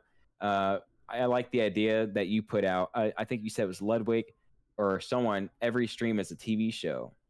Who said that? Yeah, it was Ludwig who said, like, Ludwig, I want okay. you to see my stream as a TV show, like you're tuning in for an episode, And if he said the opposite too, is like if a show sucks, and when a show sucks, people quit watching, and like if my show sucks, stop watching, So, so I kind of envision that mentality, but I want to change it. And instead of being a TV show where it's like every stream's a new episode or new season, I want it to be a video game where every stream is continue playing. And then, that's awesome. I don't know how I would do that with overlays yet. I have some ideas, but that's kind of where I want to go, is every stream is a video game where you continue playing for that day. So we'll see where that goes. Do you ever, I struggle from this constantly, constantly, but my ideas are bigger than what I can do. I have a grand idea of like, oh, this would be awesome, and I'm gonna do this, and then when it's almost like when you want to draw something, it's like in my mind I got the Mona Lisa, but when I put it to paper, it's a stick figure. You know what I mean? Like, do you suffer with that at times, or can you find a way to compartmentalize things to make it easier on yourself? It's hard to answer, because I still haven't really sat down and made ideas for streaming, but I can't answer as a person who has ideas for like work or other things outside of my life. I am definitely a compartmentalized sort of individual. I hope one day I can come to streams with that, with ideas and how to upgrade stuff. But at the end of the day, to me, streaming is just something I do. It's just like an afternoon, But I'm the same, man. Like streaming a game is just fun, and like I said earlier, I don't see myself becoming a big streamer.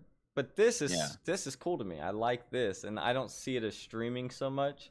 Because honestly, like I'll pay attention to chat somewhat, but I'm not reading chat. I'm really just having the conversation with the person in front of me.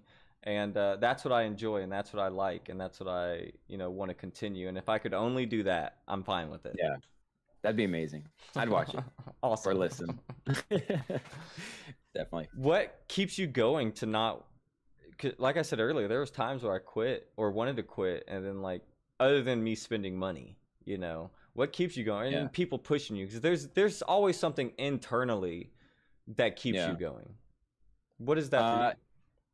Honestly, seeing the people that pop in chat and saying hi, I love talking with them. And maybe this goes back to me becoming a just chatting streamer, but my biggest fear when I start stream, I don't know, my biggest fear is me hitting start stream, do my stuff, and then jump in the stream, and then there's no one in chat. That's my biggest fear.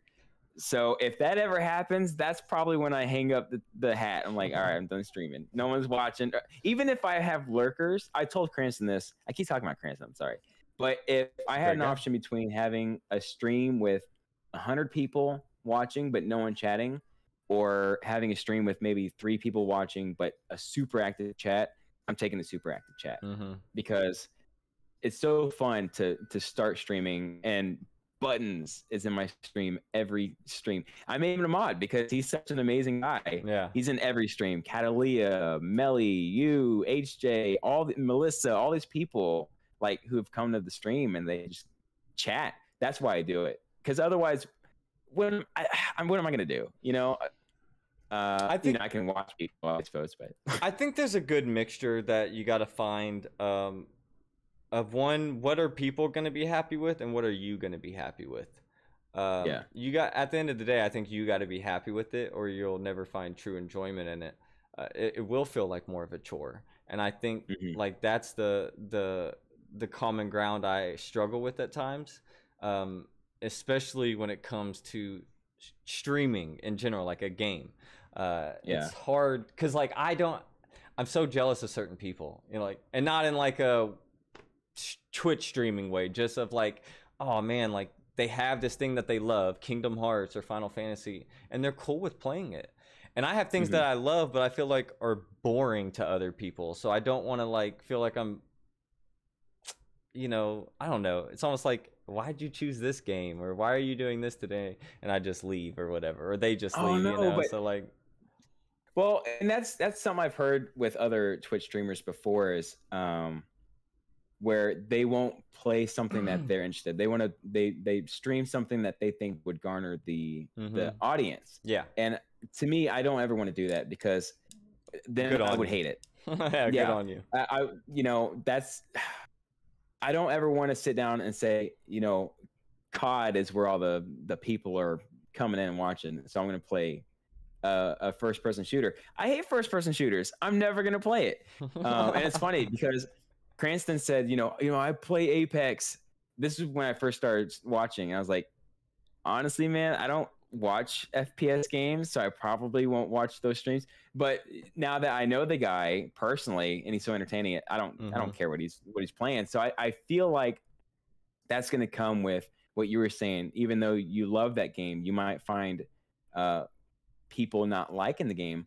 Well, once you've built that rapport just with you as a streamer, not the games, that's when it doesn't matter anymore. And that's where I want to be. I never want to play a game I hate. I just want people to come in, and just enjoy the stream itself. I think you see certain trends at times and you try and get it. Resident Evil 8, The Village dropped, right? And it felt like that horror spike trend jumped up again, right? Where like, oh, now horror's up. It's a great game as well, don't get me wrong. And for me, I love watching horror games. I love seeing people's expressions towards it. I like, I'm that type of person. I hate playing them. I don't like it. I get severe anxiety. I just don't. Hellblade is it's the only horror game I can remember finishing at any time late, like probably in like the last 10 years. Five Nights at Freddy's I never even completed. Like even those simple games I just never even. I just can't do horror games like that, but I love watching them. So that's like something for me. Like I tried Hellblade. I had fun. That was like different. That was like, it didn't feel horror. It felt like, I don't know. It was interesting. Psychological. I like psychological stuff. Well, that's the beauty about horror too, is there's so many subgenres. So there might be a horror game that you would absolutely love. True. And here's the other thing. And I think this is what it is. Like if I was playing with, he's such a pretty boy. He's like pressing my keyboard. I'm like, don't press anything. But I tried Resident Evil 7 and like maybe played it for however long and was already, and I don't even know if anyone in chat knows this, but I was immediately looking for a way out. I was immediately looking for like, how do I get out of this stream right now? I set myself up for this. I'm in it and I'm immediately regretting it, so I was for the next hour, I'm looking for my out and I wasn't even enjoying the game anymore, So like, I think credit to you for being able to find a game you enjoy every single day to play. Cause for me, it's hard. And I think too, that's something that you as the streamer shouldn't be afraid to say, look, guys, I don't want to play this anymore. Let's switch it up. It's funny because I advocate that for other people, and then I it's like I almost feel guilty. I don't practice it myself, Well, do it. I know. I need to. I definitely need to. But one thing I wanted to get into, I know we didn't talk about it too much, but you said your brand was Scrub Soap because you say you're a scrub at gaming, but I feel like it all came together very naturally, and it looks well put together. You with the Fight Club soap deal. I lucked out with that so much because I had the Bitmoji, and this was right when I had gotten affiliate back in July, and I was like, what do I use for my avatar? So I was just on Bitmoji because I didn't have any emotes and I didn't have an artist to commission a draw. I was like, I'm going to be cheap about it. So I went on Bitmoji and I just typed in soap and see what they had. And I'm a huge movie guy. Anyone who watches my streams, half the stuff I say is a movie reference. I speak in movie references. So I saw the Fight Club. I was like, oh, that's perfect. But it said, what was the original picture? I can't remember, but it said something else in the bar of soap. I think maybe it just said soap, or maybe it didn't say anything. But I went in Photoshop, downloaded the Fight Club font, and I put Scrub on it. That's so cool. And so now it's Scrub with soap. So, yeah. No, I think that. Excuse me. I think that came together very nicely, and some branding's easy, some branding's hard. Like I felt like mine was a little bit harder to figure out what I wanted it to be. Obviously salt related. I don't think I knew if salt was going to take off, but obviously that's the first portion of the name you're seeing, so it stuck with people.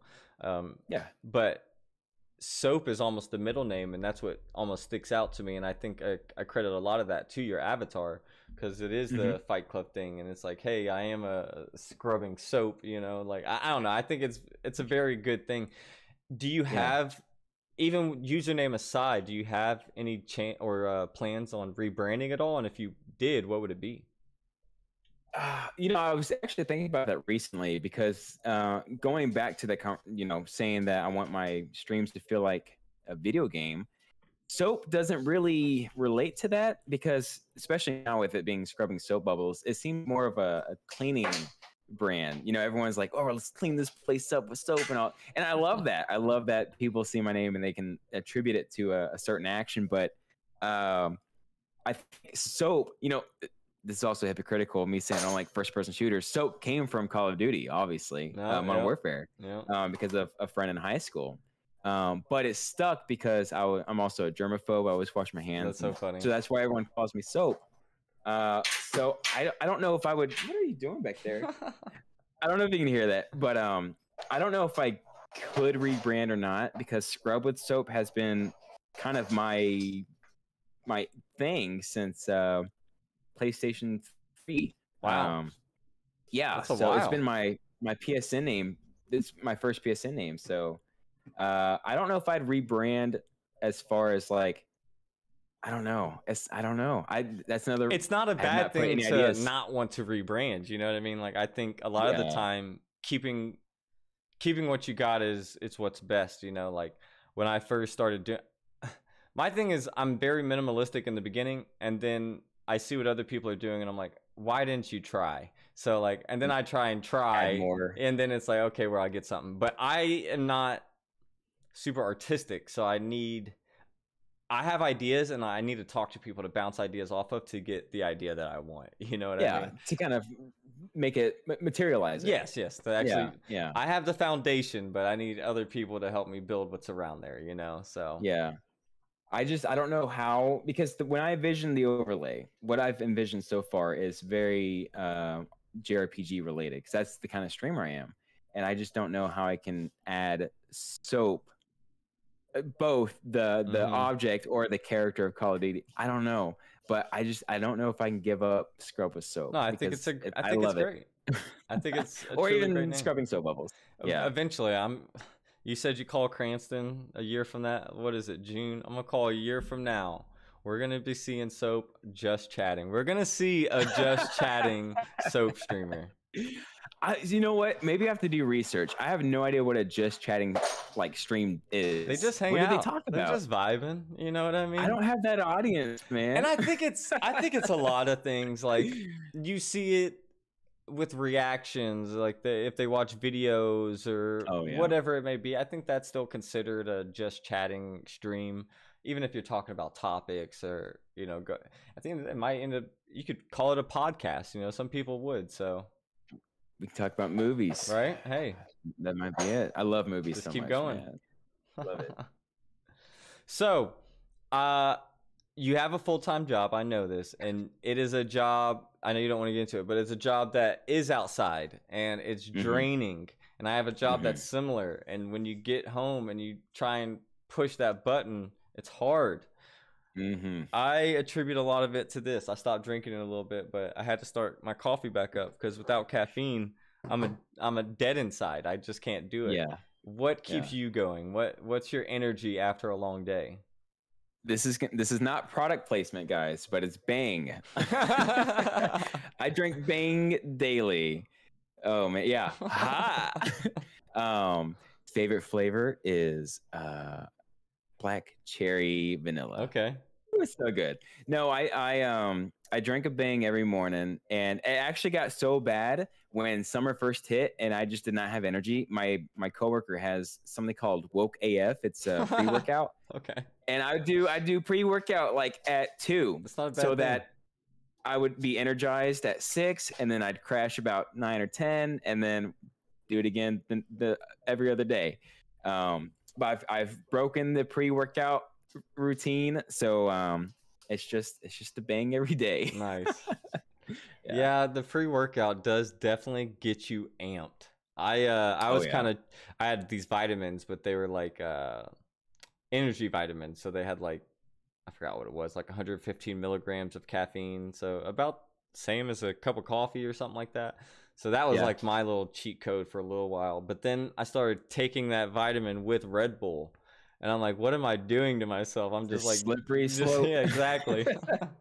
You know, it's funny. My old boss, before the one I have now, he was so I don't know how to say it without sounding rude, but he was always on edge. And every morning he would have a Red Bull and a Red Line Energy, and he mixed the two, and it made him so like antsy. It was so uneasy to be around because he could snap, and he was so like, hey man, how you doing today? Yep. Or, you know, if he had a fight with his wife, he'd come in and like, all right, what was your? I was like, oh my god, man, bruh. You need to stabilize. Off the subject, but please, people, that's about compartmentalizing as well. Please don't bring your personal life to work. You know, don't bring work to personal life. I think you just hang it up at the door. It's fine to talk about it. I think, you know, that's what significant others can be there for, friends and stuff like that. But please, I don't. Not that I don't care. Sometimes there's people who are going through some hard times at home, and you need to vent and stuff, and that's a little bit different. But you know, where I draw the line is when people start projecting and it affecting your work. Yes, I have a younger guy who I work with. You know, I'm the supervisor, so I have to be the supervisor. I have to be the bad guy sometimes. And this guy has grown up. Sorry, guys, we're going off tangent. This guy has such a overbearing father that he has an issue with authority, and so he projects that disdain for his father onto me. Sounds like my wife. And I'm like, look, I have to be. I'm not your dad. I'm your supervisor. These are my expectations. I apologize if I'm saying or doing things that remind you of your father. But at the end of the day, I'm the supervisor. Issues. Oh, definitely. But that's where I draw the line. You know. Yeah, I think with young people, it's tough, and there's always maturing you got to do. I'm not. I think every 3 years, I don't know what it is, but 3 years for me in particular, like you change a lot. I'm different than I was 3 years ago. 3 years for that, I was super different. 3 years for that, I was super different, you know? So people need maturing, and so some people's parents are super overbearing. So like it kind of can affect them. They messed that boy up.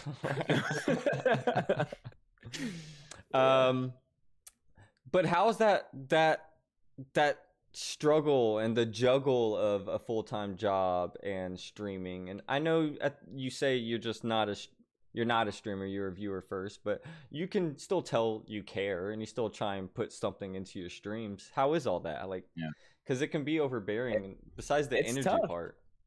Yeah, I mean, everyone, I'm sure everyone here knows me by now, but I'm not opposed to saying, hey, no stream today. I just don't have the energy, or I don't have the time, or a mixture of the two.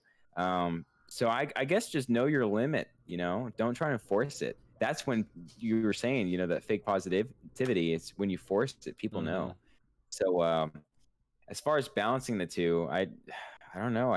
My mind goes blank. I turn on my streamer brain, I hit start, and then I just forget about it because you have fun. and that's what makes it worth it. If I were streaming every other day and I just wasn't having fun, I'd quit. Yeah, true. Because so it's the viewers that make it worth it. Yeah, I try. Definitely.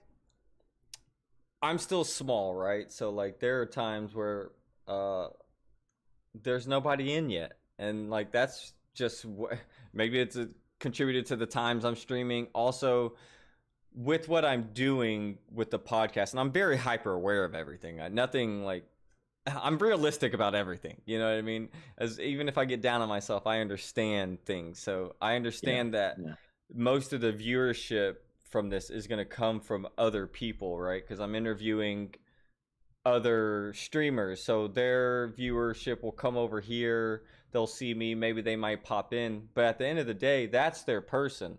That's the person they're there for. So I've noticed certain days just will not work well. For Mondays, you stream, Cranston stream, Kern streams, Brad sometimes streams, and I just want to support people and be there. So one, I've noticed that sometimes I go live and I'm like, well, shit, I actually just want to go watch these guys. I don't really want to be here right now, doing that. So Monday for me was a no-go. I'm not streaming on Mondays because it just doesn't work well with viewers. And then Sundays seem to do really well because no one really streams on Sundays. So I definitely made it. Break. Yeah, exactly. So I try and make it a point to stream on that day.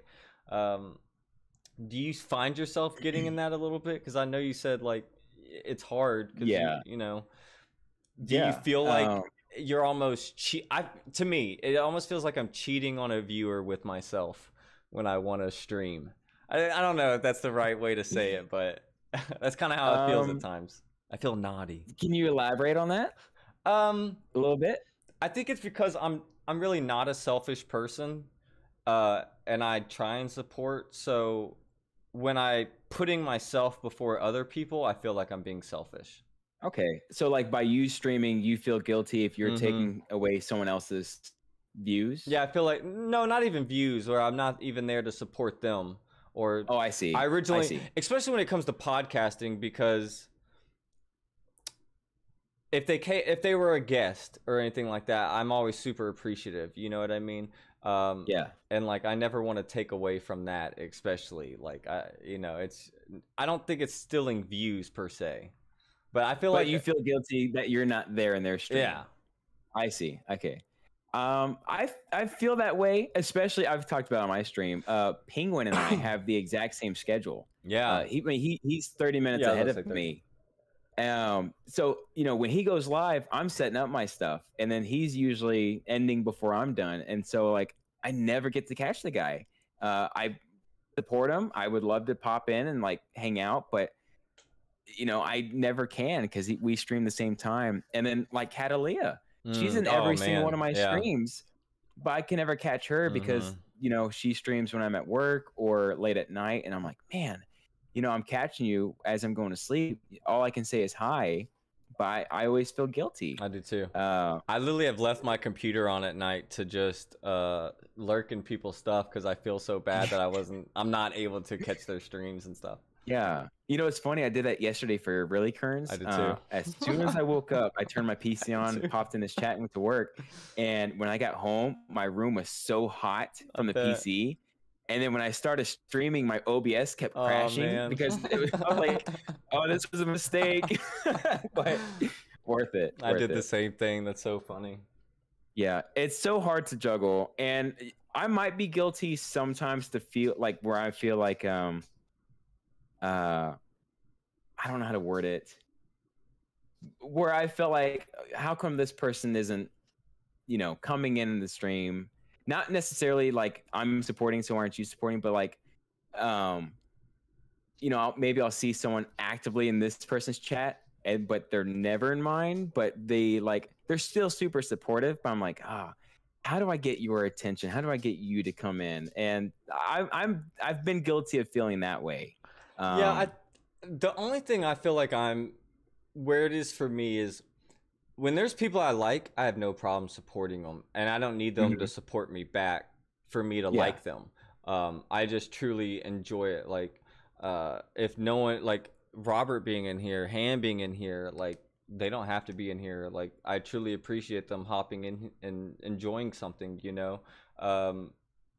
So in those moments, I don't ever mind supporting them, dropping subs, stuff like that. It's the people that I don't know, like when someone raids out to somebody, and I'm just a supportive guy. It doesn't $5 most of the time. It may be a big deal to some people. Luckily, I'm a point in life where it's not. So like I can gift a sub to somebody and it not be a big Yeah. deal. We had this story, and I was telling you that I didn't know I had to turn those off, and I had like 40 something people that I was subscribing to, and Yeah. I had to go through and make that decision of who am I unsubbing to, who am I keeping my sub to, and it was like, oh well, this person Mhm. supports me, they've subbed to me, and then other people, it's like, well, I just like them, so I'm gonna keep it going, you know. So, Yeah. um, it was a fine line of being able to do that. But I know you are almost exactly the same because you are like everybody's MVP. Truly, you truly are. You're like everybody's like MVP of a viewer.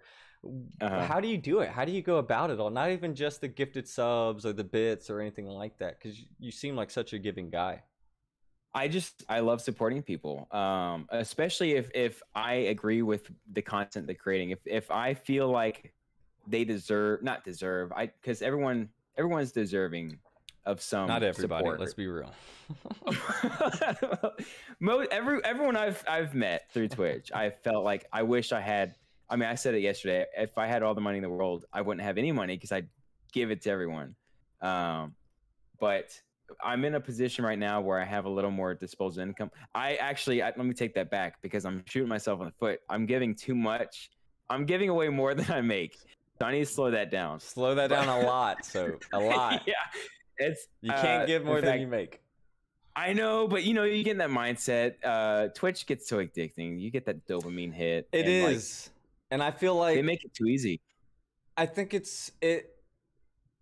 I listen to a lot of, and this is just me, so this goes back to being hyper realistic, where I listen to just a lot of podcasts that are like, I call them like self help. I call it my reminders, honestly, because it's stuff you already know, but it's a reminder to do these things and pay attention. And oh hey, Yeah. like for subs, for example, I shouldn't say, I don't want to say names, but like say I give certain people 20 subs. This is an arbitrary number, but 20 subs, and then like someone who is close to them or with them, I've only given them 5 subs. I don't want that to feel like, oh hey, I like this person more or whatever. It's just Exactly. and then there have been times where I didn't gift anybody any subs. That doesn't mean, hey, like I don't like you or anything like that. And I think as a streamer, I always try and put that out there, that I'm not fishing for money. I'm not fishing for subs. I'm Right. not fishing for bits. If you want to do it, truly appreciate it, but I promise you I didn't get into this for money. Exactly. No one should. Don't ever get, because it's such a it's hard to grow, first of all. But to expect anyone to throw money at you, like that's not why you need to be doing it. I would love it. You in general. I would love money. Don't get me wrong, I would love to quit my job and do this full time, but definitely. It's where you draw that line of expecting and like not expecting. How do I word it? I'm very bad at wording stuff, so I probably have already said stuff in this interview where I might like, oh, I didn't mean it that way, but it's a fine line of trying to build your community and having a fellowship, but also not expecting that from people. But you were saying how you might give someone 20 subs and someone else 5, and that's not a correlation to how you like them. I felt guilty because there are people where I throw a ton of subs for various reasons, like Kearns the other day because he had a his mate, and sometimes his mate goal. It's situational. Exactly. And there's been times where I go to someone else and I throw like a sub or 5 subs, and they'll say, oh, save it for this other streamer where I've gifted a lot. I'm like, no, I don't only gift this guy. I gift to everyone. I just happen to gift a lot to this particular person for various reasons. But that's where I feel kind of not low, but when someone says, oh, save your subs for gift or your bits or whatever for that other person, I'm like, no, you take it. I'm giving it to you, man. But yeah, if I had all the money in the world, everyone would have 400 gifted subs right now. That'd be awesome. So, No, I think but, I don't know. I don't want anything to ever feel monetary wise or feel like I don't want anyone's value to be based on monetary or a monetary value. You know, like right. I truly appreciate everybody, so I always support. Also, at the same time, I like how Twitch does donation things and whatever things, because like, hey, I give subs because like it's just something I want to do. But if you need help with something, if I like you and I support you, like I don't mind. I'll help you out. You know what I mean? So I don't think that's I think being real and upfront is half the battle. He's so funny right now. He's gonna knock out like my headset. Bucky, get down. Sit down, buddy. Well, I will say this is around the point where we're gonna open up questions to chat, but before we do that, I have a final question for Soap, and then we'll get into some other things. But if you want to start posting your questions for Soap, and if you've already done it, I'll start going through chat here in a second, and we'll get to know a little bit more about our favorite streamer. And it can be, non-Twitch related, just any random question or whatever. AMA. But Soap, if you were the host of A Dash of Salt, what question would you ask your viewer or your guest? I was afraid you were going to ask me that question, but I think as a host of A Dash of Salt, I'd start with the hard questions. Okay. Like, when was the first time you felt dread, or where did you hide the body? Stuff like that. No, it's I don't know. You ask solid questions, and I don't have a podcast interview brain. So I to me, you hit the head on the nail there. Well, I appreciate you. No, yeah. It's something I want to do. I've been very upfront that this is something I want to do. I can kind of go into it a little bit, but eventually I'd like to. I did this to show that I can do it and I can actually interview, and I want to prove that, not only to myself, but to other people. And then I can eventually grow that. I've had the conversation with Brad before, but I want to get a little deeper eventually.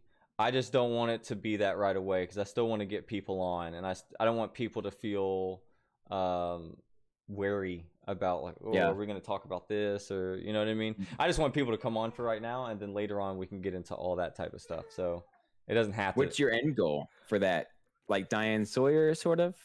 I think 60 minutes. I think Joe Rogan's like the greatest example. Not that he's in a class of his own. That's a crazy Spotify deal. You know what I mean? But or Hot Ones without the food. You know what I mean? Like that type of. Hot Ones is a little bit shorter, but I'd like the podcast. I don't necessarily see myself as television. Like I don't think I have the face or the voice for television. You got it. But I got an internet face, like. So okay, here's my question to you. If you could do a Hot Ones style show, what would your gimmick be? Gimmick.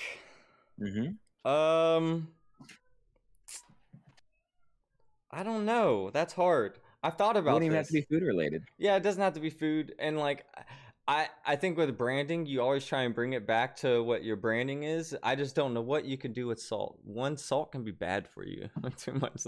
It's like no one wants to eat salt, So I love salt. I do too. I put salt on almost everything, but it's just one of those things that it's hard. It's hard. Yeah. I don't know what my gimmick would be. And I know with Hot Ones, that's like their thing. That's their gimmick. You eat hot wings. You do stuff. That's hilarious. Playing horse. That would be so funny. But it is, a dash of salt. And I think that was what I was shooting for there, that it's like a little conversation with me. So maybe that's my gimmick. I don't know.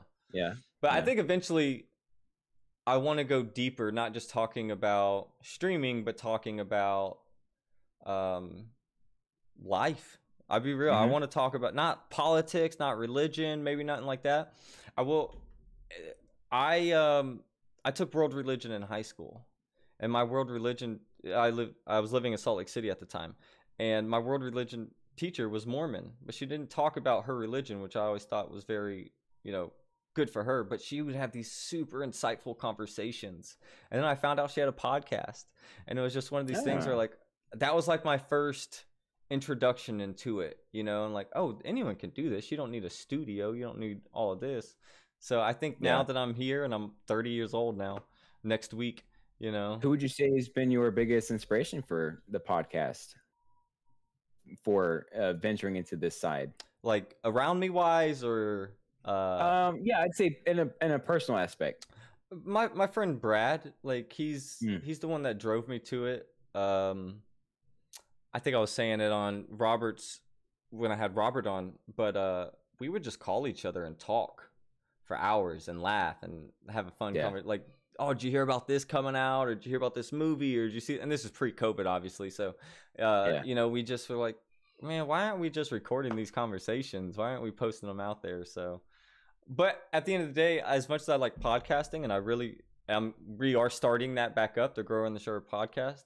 I really find enjoyment from interviewing and getting to know someone and have a conversation and learn something that I didn't know before. You know, I truly enjoy it. And I think the Joe Rogan thing of that, where you tune in and you have a random guest that you don't know nothing about, and by the end of it, you learn something crazy. I love that. I truly love that. And I think that's what eventually I want to give out. That'd be awesome. Yeah, for sure. Okay, so just not me. No, you can do it too. You can do it too, man. Come on. I'm telling you, it's highly anticipated. Everybody wanted to see you on. Everybody. Oh, so another question I have for you now, because we're getting into the outside of Twitch stuff. Introduce that beautiful little dog. You want to see my dog? Oh boy. We got this. How old is he now? What are we? We're in July, so he's about 2.5 months old. He's a pit bull shepherd mix, which is nice. When I adopted him, his paperwork just said shepherd mix, but you can tell as a puppy he was a pit bull. Like he had the head shape and everything. I got him from a shelter at 4 months. But the apartments I was living in didn't allow pits or pit mixes or anything. If the paper said pit, they wouldn't allow you in. Got lucky. Well, it's funny because I gave the paperwork. It said shepherd mix, and the lady was like, okay. And then I think a month into me living there, I got a notice in the mail saying, we need you to verify your dog's breed. I said, you have the paperwork. It's on file. It says shepherd mix. They're like, well, we just want to make sure everything's correct. I think someone saw him when I was walking him and reported it. But finally, the GM, the actual, or I guess the property management above that lady was like, look at that pretty boy. I know. Hey, buddy. Even since I got him as a puppy, like he's always gotten compliments. Like he's such a pretty dog. He like, is he's so got pretty. that. You know, I've said it to you before. He's got a very clean coat. The white and the brown just looks very clean on him. Very pretty. Too bad he's an agent of chaos.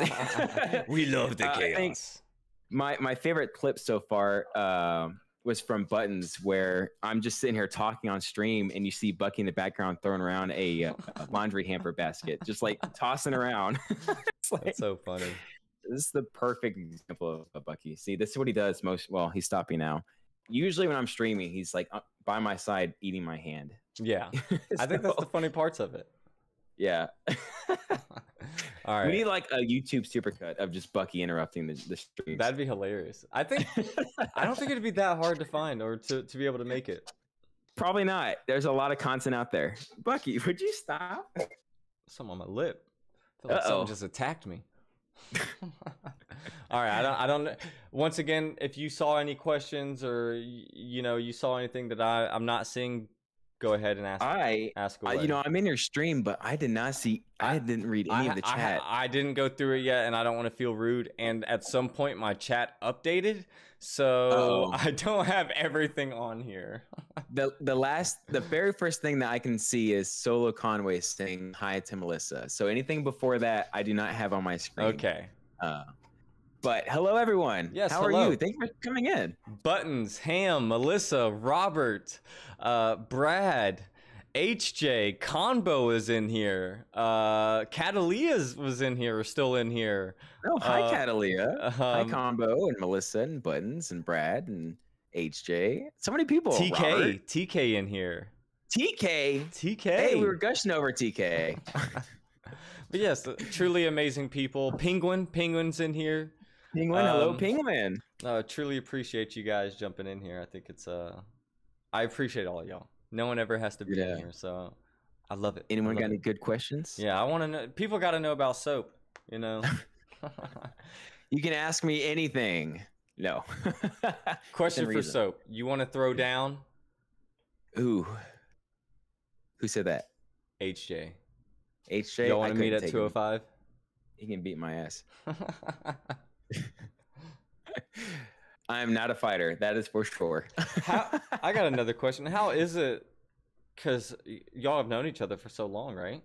Yeah. How is that like being able to? Because there are people that I wasn't necessarily friends with in high school, more acquaintances that I've seen their streaming, and maybe I don't necessarily jump into their stream and watch, and maybe they don't jump into mine, but I still try and support when I can, just because associate from high school. But it seems like y'all like, you know, actually helped each other out. You asking them about PC stuff and everything, you know. It's crazy because, you know, we went to junior high together. We were on the same football team, and then we went to high school together. We had a couple classes, but we kind of, you know, nothing as you happened. do. But, you know, as you grow, you have different sort of friends, and I had the weird, nerdy anime. The vampires. I've only ever heard vampires. Oh my goodness, a few of them were that level weird. And HJ had his group of friends, but you know we still had class together. And we were friendly, and I have a video somewhere on my Facebook where I was filming in one of our math classes, and HJ would always say, "Hey, Mackle." He'd always call me Mackle. So.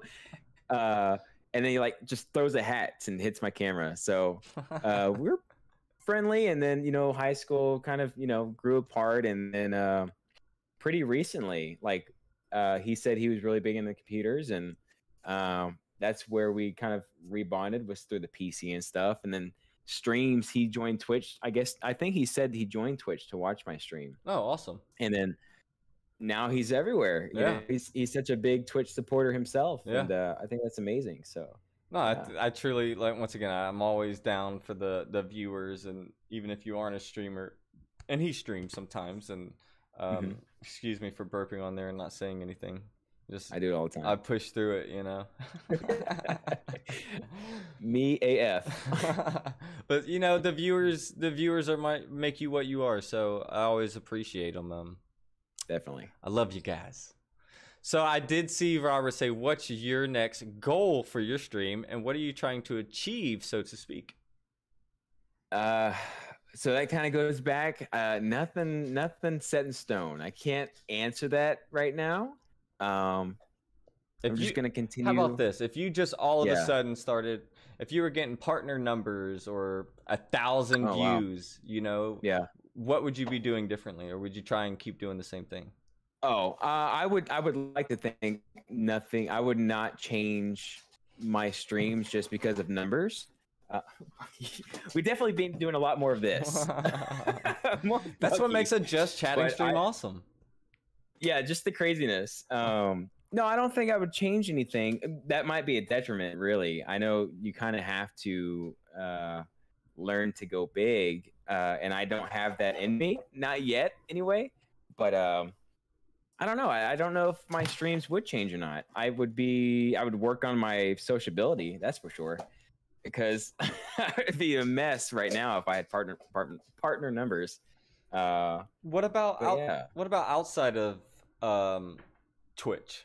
What are some goals? Not necessarily work or career related, but what are some goals you might have that kind of time? Because I know voice acting is up there for you that you want to achieve. I was just about to say, I would try to build. I guess that's where I would see myself making a brand, is around voice acting. I think that'd be a cool stream. You're seeing all these voice actors, new and old, getting into Twitch, and they're amazing streamers themselves. So that's where I would like to go, is I guess making my brand out away from streaming, since I don't see myself as a streamer, but then adding that streaming element to it after the fact. So big goal for me is, I don't know if it's a goal or if it's just a wish, but voice acting, you know this. Hey, law of attraction, you can eventually bring it back to you, you know, put it in the universe and it'll come back. Yeah. I told Melly I was gonna practice it this summer, and now that summertime, I'm like, can we do it in the winter? No. No, I think voice acting and acting in general kind of correlates a little bit back to streaming because you're in front of an audience or not, you know, like Yeah. I think it breaks you of that awkwardness, and once you're out of that awkwardness, it helps. I get super awkward on streams, and like if I'm trying to commit to a bit or something like that, like how awkward am I about to feel right now trying to commit to this stupid bit, you know? But Yeah. at the end of it, I feel kind of okay about it. So like, you know, sometimes you gotta just commit to that. To me, I don't know. I haven't made a bit yet on stream where I would have to. I mean, aside from the squats, obviously I didn't commit to it. I took it away. I'm just not a commit to the bit kind of guy yet. Maybe that's what I need to work on. That's my goal. Is learn how to be a commit to the bit individual. I think they're so fun. Something that I would like to see on a Scrubbing Soap stream is maybe a day of just voice acting practice. I think that's a fun stream. You know, you don't have to. You could even be doing impressions, working on different tones and different, you know, characters or whatever. You know, I think that's a part of it, right? Trying to have your voice kind of everywhere. Yeah. I think that'd be a fun time. Well, and that was one of my favorite moments was just on a random stream. I had a guy come in. Oh yeah. I remember that. We were on. It was crazy at first. I gotta throw that out there. I did not know where it was going in the beginning. I remember watching that. I'm like, oh no, did he just do this? And then it turned out into something super cool. So yeah. You know, and that's another thing too is I don't put thought into the possibilities. That could have gone so bad. The guy could have been a big troll, come on the stream and just start saying vulgar stuff. And I don't know, but you know, guy comes in, says he's done voice work. He wanted to do a voice off. We did Vanitas. That was so fun. Yeah, it was a really fun night. Yeah, so I think that was my birthday stream, wasn't it? It might have been the birthday stream. Maybe, yeah. It seems like a while ago now. It was so long ago. Yeah. That was back when I was a better man. Oh, no. Okay, did I miss anything? Where did Robert... Okay, there we go. So what is something you're proud of but you wouldn't put on your resume? Asked by Echo. That is a good question, Echo. Hi, Echo. Echo, if, everyone in chat, if you're not following Echo, please do so. She did a Family Feud stream this past Monday, and it was one of the funnest streams I've ever been part of. Like, this week is insane because I got to do a Family Feud co-stream with Echo. I'm doing this podcast with you. It's like a very community-centric week for me. Yeah, it's really fun. No, I really enjoyed that Family Feud thing. That's so smart. I'd love to be a part of something like that. It was done so well. Yeah, she's doing Jeopardy. Get in on that. Get in on that. I'm never too buggy. I don't ever want to be too buggy, you know. So like, if it ever comes up, I was there when that happened with you. I thought that was hilarious. Like, as a viewer, I was gonna say, everyone in chat, if you don't know, Echo came into the stream and she wanted me to answer her survey. She goes, "Have you heard about this Family Feud thing?" And I was like, "No." She goes, "Well, I have a survey people to fill out." I was like, "Oh, can I be part of it?" Like, just self-invite myself to this thing. And fortunately, she was like, "Yeah, if you want to." I was just looking for someone to fill the survey out, but it worked out. It worked out. It was a fun thing to watch. Yeah. And y'all came away with the victory. I know, yeah. So, that's insane. I will say, Team Shark had us running for our money. Right? They stole the first 2 rounds. Robo seemed like he was a good leader of them. So Robo is he's a good guy. Robo's pretty good. Yeah. I might have some things to spoil later, but I think that was a spoiler right there. I'm sorry. How does one get as beautiful as soap? Asked by the local penguin. I ask, are you looking in the mirror? Because I don't know what you're looking at. It's not me. How do you get as beautiful as me? What kind of question is that? How do I even answer that? That hair. Look at that hair. That's all it is. It's the hair. That's all it is. I actually have very low self-esteem. So it's terrible. It's trash. Yeah, that's all I can say to that. Look in the mirror. I will say, there's a regular at one of my parks. I'm doxing. I'm not gonna say what city, but I am a city employee. I work for a parks department, and there's a regular. And every time I see her, she comes up and so she says, "You have such a beautiful smile." I'm like, That's But, all I try and like. I don't have much to offer. I'm not like a beautiful man, but I hope my smile is sometime contagious. I just can't help but to smile. Like I'm not even trying most times, and I just have a smile on my face. Like that's just who I am. Like I Exactly. I don't know. I can't help it. I think I'm the same way. Yeah. Like every time I start streams and I see the names, I click on the scene, the chatting scene. I'm like, hi guys. Like I can't put it away. No. Oh, So man. Convo asks, I'm not sure if you guys talked about it, but what would your dream collab stream be? Podcasting in a way is a collab stream. So Dalton, if for you it could be a dream guest on the show, I'll let you start it. Dream collab. I'm still looking forward to Penguin had put together this team. It was going to be me, Cranston, really Cranston, Penguin. We're going to do Phasmo. And I'm looking forward to that because I'm not a horror streamer. I just played my first horror game. I say that loosely because I've done Last of Us, but to me that's not horror. It is, but not really. It's not like a jump scare kind of horror. So I just did Among the Sleep, and whoo, that was fun. I got spooked for sure. So I'm looking forward to doing Phasmo with those three. I'd say that's my dream, definitely. Oh my and goodness. what's your Thank dream? you so much, Catalia.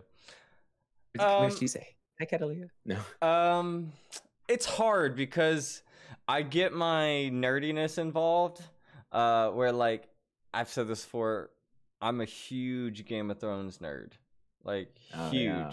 Read the books multiple times, dove deep into the lore behind it, fan theories, read the off books from everything. My chess piece is Game of Thrones. Like I have Game of Thrones mugs. I like, you know what I mean? Like I'm not a weirdo where it's everywhere, but because now that it's off the air and it's not forced in your face all the time, I kind of chill out a little bit. But I'd love to have George R. R. Martin on just to talk to him. About to ask, is that where we're going? Yeah, George I would love to have him on, but I don't know if you've ever watched his interviews. I do. He like evades questions a lot, and he hold on. He leans back, holds his belly. He puts his hand. There we go. He does this, and he goes, "Well, that's a funny answer. I didn't put much thought into that." That's how he is. I love his interviews because he expertly skirts questions. Mm-hmm. So it'd be such a tough time. Other than that, and this is like and this is still going to nerdiness thing. Dave and Dan, the creators of it, because I gotta like talk to them about the beginning, because a very great first 6 seasons, and then be like, what the fuck did you do to that last season? I was about to say, if you ever have them on your stream, I need you to slap them both twice. I know exactly what happened. They got greedy and they just wanted to move on to Star Wars. Mm-hmm. Bunch of a-holes. Slap them twice. No, I think how would you feel having like Amelia Clark or Kit Harington on? I would love to. I'm not like at least I don't think I would. I don't think I would fanboy. There's only been I can actually even tell the story because of this person right here, Mac Miller. I watched like I said, I've always watched interviews. Always. Like it's something that I've always been into, watching interviews, listen to different interviewers. So I think if it comes naturally to me, it's because I've always engulfed myself with it, you know. So I feel like I get the little, you know, things you do in an interview, you know what I mean? But I remember watching an interview and he was saying that he can't stand fanboys, particularly from dudes, and that's fine, you know. And that sucked because I was such a fan and I would love to just meet him and be like, oh man, I love your music and I love, you know, everything you're saying. And then I was like, okay, I could, if I ever meet him, I couldn't do that. And then I was like, I just never want to meet him. I went to several Mac Miller shows. Never did anything to meet him because I'd never wanted to be a fanboy. So I don't think I would be to them, but I think I'd have to control it a little bit. I learned not to meet your idols. Only because the only idols I've met personally have been you know, the guys that play Sam and Dean, Jared Padalecki and Jensen Ackles. I went to Supernatural Con, spoke a little bit. That's cool. They were cool, and I spoke with Chris Sabat at a convention. He was really cool.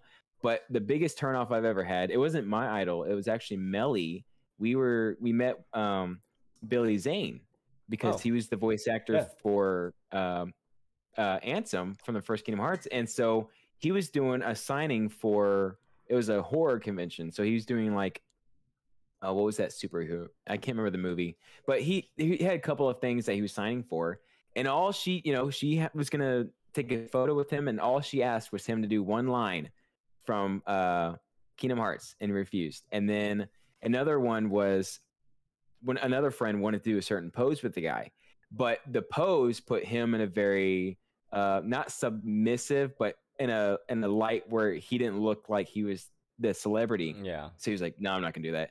It's like, this guy just ruined two people's experiences because of his own ego. That's why certain people just have a great like the person that always comes to mind is Jason Momoa. Like, if you see him at Comic-Con, or if you see him interacting with fans, like he's always like putting the fans first. And I'm sure he has moments of back away from me or whatever, but and I think that's a part of it. It's situational. You know, like, if you're in line somewhere, I'm not going to come bug you, you know, but like as an audience member meeting an idol, like they're an idol, they're a celebrity, and to people, you forget they're human. So there is that line. But people like Jason Momoa, you're just saying, he is such an amazing guy, and the way he interacts with fans too is, it makes you wish that every celebrity was like that, but that's unrealistic. Yeah, exactly. You just can't.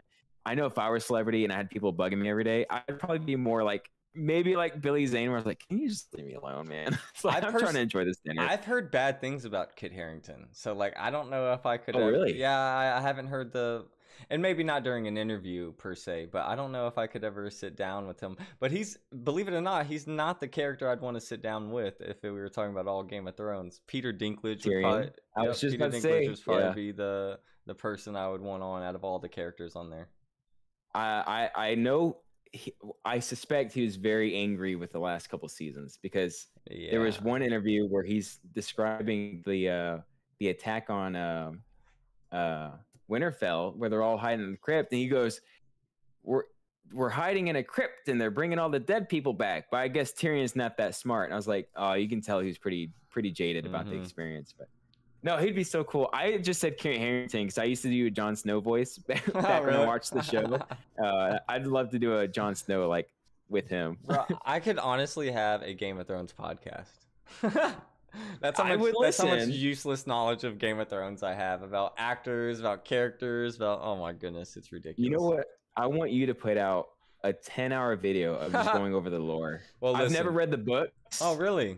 Yeah. So doing yourself a disservice. I know. I have the first one. I don't read. I have all the books right there on one of the shelves. It's like right here, all the books. Okay. Behind the Final Fantasy? No, so that's Final Fantasy. That's a comic book. This row right here is all. Oh, okay. You can't see because I'm doing at a totally different camera. This camera for you.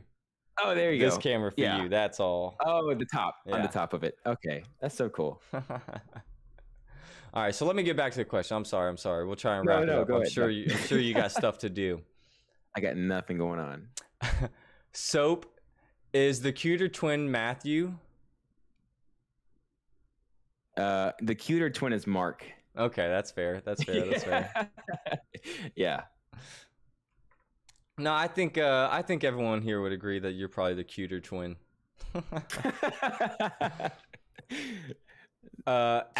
Don't tell him that. Echo asks, accent or impression channel point redemption? Yes. Actually, I have that in. It should be in already. You have like a impression or something like that? Yeah. That idea came from whose idea? Was it my idea? Because I do voices like randomly, and so I was like, what? Because all my channel point redemptions were just like the standard stuff: drink water or stretch. I was like, what can I do more that's relevant to what I like to do? And with the voice work and everyone like hyping that up, I was like, well, I'll throw in a channel for that. It's been used a couple times. Ross likes to use it for me making fun of Melly, or Melly use it for me to make fun of Ross. But I have channel points. It just seems fun. That I think I need to take away because they're not being used. You know, that's a Yeah. good question. Do you ever feel like you need to change your channel points or any other streamer? It's probably something I want to actually. That's something I'm probably gonna ask from now on because Yeah, like that's that's a good something I'm question. actually interested in because like I feel like there's just some channel points that just don't get redeemed, and even in other streamers that they just don't get redeemed, and like Yeah. if I should just change I it or leave it. I don't change the only thing I've changed is anything that negatively affects me with my work. And so that was Zach squats. I Yeah. am just not in shape. So I it's fun. I like the gimmick of doing the Zach squats, but one stream we did a lot and then I could not lift at work and my work is very heavy lifting oriented. So I was like, I'm gonna take that away for a while and reevaluate how to interlace that aspect back in the stream a different way so it's not abused. But anything like if there's a redemption that's not used at all, I just leave it there just in case someone wants to. Yeah, You know? I think that's weird as like a viewer because I've gone into certain people's streams before and I've had the points for certain things, but it's one of those like I've never seen someone else use it. So like Yeah. I felt awkward about using it, and I wonder if that just trickles down to everybody where like nobody's using it because no one else is using it. So it's like That'd be so funny. Yeah, like- it's the forbidden redemption. Don't do it. No one else does it. that's what I should have, the forbidden redemption. Don't you dare do Do it. And make it a mystery. Like it. Right. Don't have a description on it. Just like the forbidden one. Right? That'd be so funny. Were you proud of winning Family Feud? How about that? Proud? I don't know because it was a joint. Everyone was part of it. That's It true. was, yeah. Everyone, because someone had made a mention that I was I'm the one that won the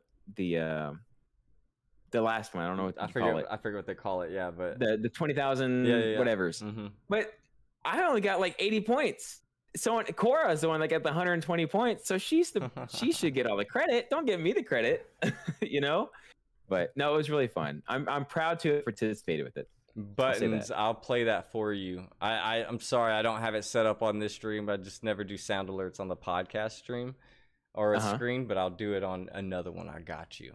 I'll get you that. What's that? He redeemed a sexy sax, but Oh, okay. I don't keep any alerts on the podcast, like for subs or followers. I appreciate anyone that does. I really do. I just didn't want it to ever take away or distract from what was going on. So I just left them all off, and, you know, hopefully people weren't going to be mad. All right. How did you get such a great cake, Soap? Natural. It's all natural. No, I used to bike a lot. Oh, nice. Same as Before I had my Cranny. first car. Yeah, I used to bike 10 miles a day for work, and I don't know if that's why or if it's just natural because I haven't biked in 10 years and I still have something back It might there. just be natural.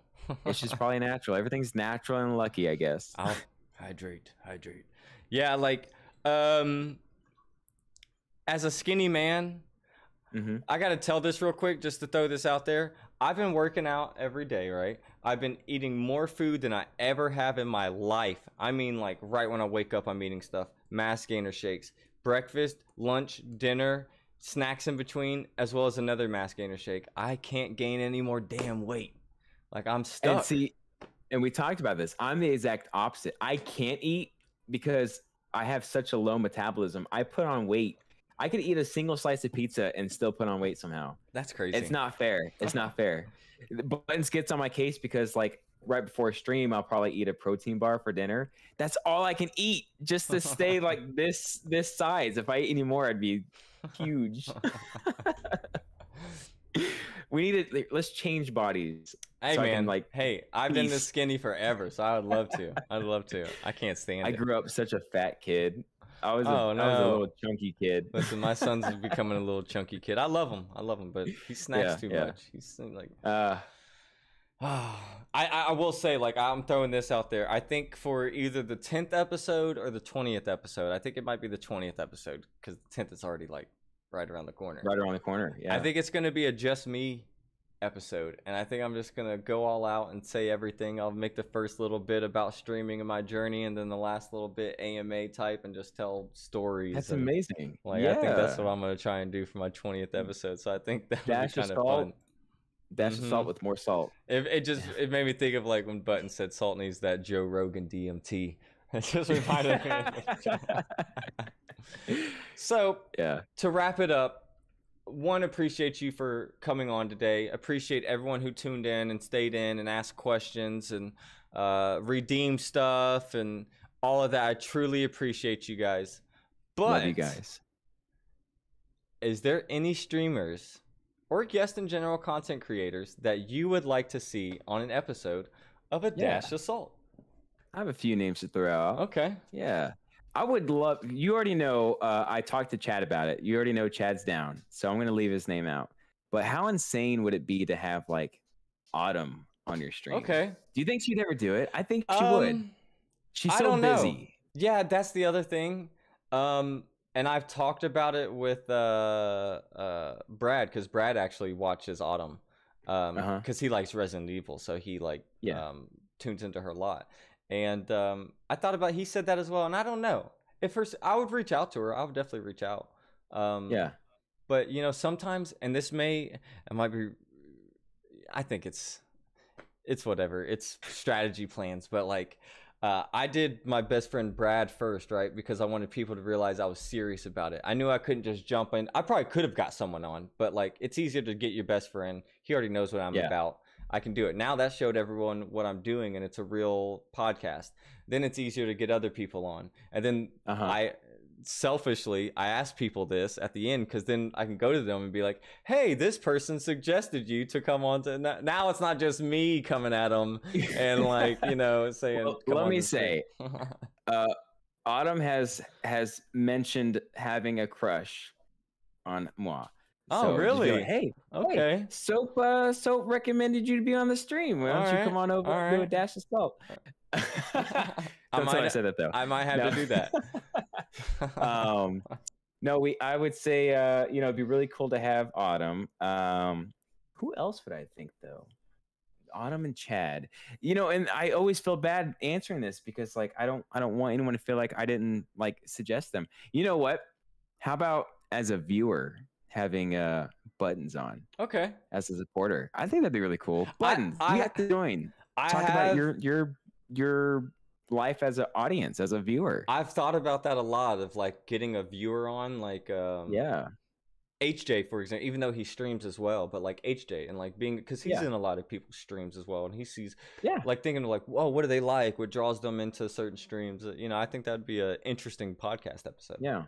What they like about being a mod for streamers. And that'd be really cool. I just know, hopefully not for everybody, for streamers, and once again, I'm telling secrets. They're not secrets. But streamers, they're already on camera, so they feel comfortable being on camera. And most streamers like to talk, or why else would they be doing this? You know what I mean? So like, I feel like asking streamers a very natural way to get it into the thing. So I'm hoping if I ever do the viewer thing, it can happen like that and it not feel... And that reminds me too, when I first started streaming, my first streams were PlayStation 4, and I didn't have a camera. It's just straight PlayStation game to Twitch. And then Ross suggested trying out overlays. So I switched to my laptop, and then I started having a camera. And I was terrified. I was like, I can't stand looking at myself. But it's definitely a skill you learn to have. I see myself, I hear myself, I don't care anymore. Like, that's awesome. Yeah, I'm a big old doofus and I look funny and sound funny, but you learn to ignore it. So hopefully you talked about like insecurities or self-image, whatever, problem. And I think that definitely helps when you start listening to your voice, something that I hate hearing all the time or rehearing, and then you watch your face back. After a while, it's like, okay, this is it, and this is who I am. I'm just gonna accept it. It's still the worst, and it's not going to be for you because you have a very photogenic face. I do not. So. I have a very. You do. Trust me, you do. I have a very, I can say expressive sometimes, and what happens is my camera will die in a stream, and so like you'll get a still of me going. Yep. It's the best. Every still I've seen of my face, I'm ugly as heck. I don't know how you guys put up with it, but. That's so funny. Yeah, I do not have that photogenic aspect. It sucks, but it's funny too. So the other thing I wanted to ask, and I've asked everybody so far, is obviously I want to sit down. I think you're going to grow more. You've had amazing growth. People obviously love you, not only as a viewer, but to tune into your streams.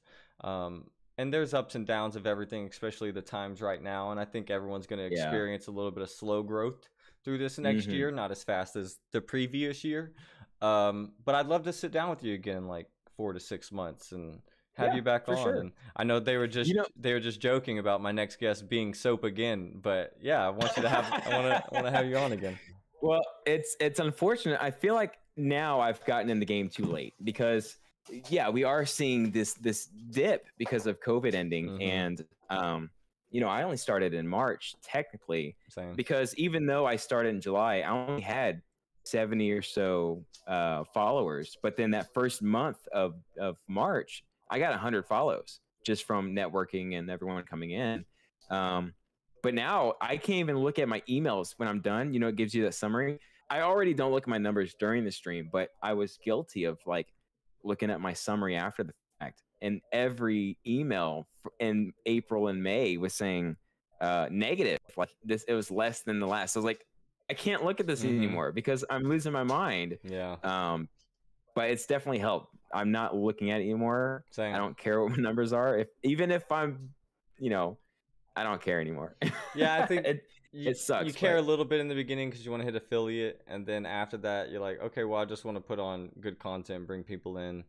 Yeah. And I finally have come to like a not even like a realization, but like a zen almost, that if this is my viewership, then this is my viewership. And once again, I'm hyper realistic, and I know eventually it'll grow. I know eventually it'll be something. And at the same time, I'm not posting everywhere. I'm not on social media doing everything, and which I need to be. So it's a lot of it's on me. So if anyone's been holding myself back, it's just who I am, and just same. Not want to do it. I don't fault you because I'm in the same boat.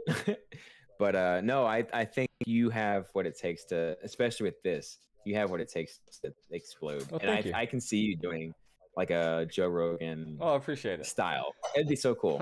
Well, a dream, I shouldn't even say a dream, but like what I'm trying to do next is if I do join a stream team, I don't want to join a stream team unless I can be an interviewer for that stream team. I want to interview the people on the team. I want to, like, new people coming on, I want to interview them when they come on. Or let's say if it was like an esports thing, I want to interview them before they go on, or before or after the competition. I really want to get into an interviewing thing, and that's what I now know that's what I want to bring to a stream team. What can I bring to them? I can bring them great interviewing content. Can be the president of the committee of propaganda. No. No, yeah, I'd love to see that. Awesome. Find out if you do it with Pride. I know they got TY for kind of the music aspect of the team. Once again, I don't want to feel too pushy about anything, and I'm still finding myself. I think maybe once I'm around 20 episodes and I feel better about it, then I'll start reaching out. I did tell myself at the end of summer. At the end of summer, when I feel on myself more, I'll start doing a little bit else. And then have you sat down? Have you sat down and worked out a schedule? Like, you just said episode 20 or end of summer. Have you said, I'm going to knock out this many of these podcasts? Originally, I thought there's 52 weeks in a year. I'd like to get 52 episodes out. Because I knew there'd be slow weeks that I couldn't find anyone. Luckily, that hasn't happened. If anything, I've had to push 2 episodes in the same week or back-to-back days just because of scheduling and stuff. So I didn't expect that. I didn't expect so many people wanting to do it. So it's helped. If I have 300 episodes by the end of the year, I'm happy with it. So that'll be awesome. Fine. Yeah. But with that, I can tell everybody that my next guest is Robo Dessert. That will be my next guest. Robo? Yep. What time is that going to be? I think it is. Oh goodness, I might be wrong. It's either Sunday or Tuesday. Okay. I'm blanking on which one we chose on, but I remember it was one of those days. I'll make an official announcement on Twitter, and I'll put it out there, and I'll probably say it again on stream. But yeah, that is going to be officially who my next guest is. I'm excited to see that one. I am too. Sure. I am too. Yeah. I think Robert and Robo make a really great team, so I think it'll be fun. It's fun to talk to people separately as well. Well, I guess I'll end it there. I'll let you get back to your life. get you back to watching other people, because there is a ton of people on right now. I know I'm a mod for Chad, and he's probably been on for a few hours now. Well, luckily, I feel bad. Luckily, we're raiding him right after this. So what? You know.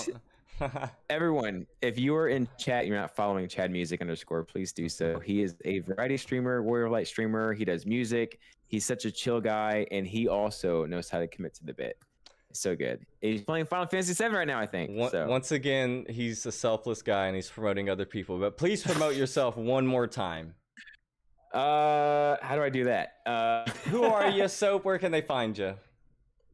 You can find me on Twitter at ScrubbingSoap. That's usually where I'm most active, where I talk about my own streams, what I'm going to be doing, also where I simp other people. So that's pretty much it. You can catch me on TikTok. I have 2 videos. One of them is about my nipples. That's at ScrubbingSoapBubbles. And then Instagram is also Scrub with Soap. I think. Nice. It might be ScrubbingSoapBubbles. One of the 2. Yeah. Well, thank you. Oh, you can catch me. I'm sorry. You can catch me live Mondays and Wednesdays at 6:30 Central Time. And join his Discord for movie nights on Friday. Yeah, you can find the link on my Twitch page. Nice. There you go. All right. Well, thank you, Soap. I appreciate you for sitting down with me today. I told you it was going to be a How great long have we? Bro, this is my longest 2.5 one. hours. It's my longest one yet. Look at that. And you were worried. It flew by. I was worried when you. I was in the shower when you sent me the Twitter message, and I got out and I read it, and my heart was like, I was like, it started to set in because it was 6 o'clock, and I was like, oh boy, we're really gonna do this. But I'm telling you, I had a fun time. This was really fun. Awesome, man. Well, I appreciate it. And appreciate everyone in chat. Oh yes, please. I don't have an official raid thing yet. I'll make one soon. I'll make an official like raid thing. I like how you do it with your sub. The command. Yeah, the command, and you have your subbed and unsub. So that's a smart thing to do. I'm glad you like that because it only took me about 3 months to do the unsub one. Yeah, well, here I am. I still haven't done either. So, well, you know, now that we're done, I'm excited to meet you in person. Yes, we're gonna go to Command Con. We're meeting each other. In what, a week and a week and a day? Not this weekend, but next weekend we'll be seeing each other. 8 days. Oh, thank you so much, Catalina. Yeah, if anyone wants to use that, we're pretty much raiding out immediately after this. But I cannot wait to see you next Saturday. It's actually going to be on my birthday too, so we get to celebrate my birthday and stuff. So there you go. Yeah, it's the there you big go. 3-0, big 3-0. Not we ain't got to do nothing special. It's just a con, so it's like.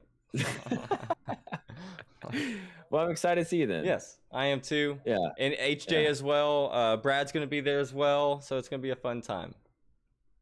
Excellent. All right. Well, thanks for having me. Have a great night, Soap.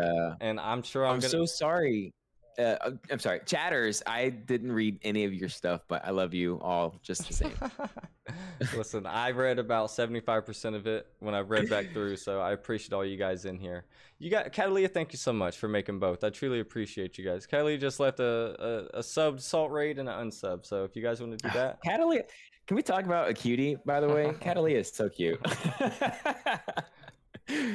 Oh man, I love it. I love seeing these people give support. So let me copy that salt raid message here. But peace be with you, my friend. Have a great night, and I'll probably see you here in a couple minutes in chat. All right. Have a great night. See ya. Wait, great night. I can just you might see me, and it might be tonight. So have a good one, man. See you then. See ya.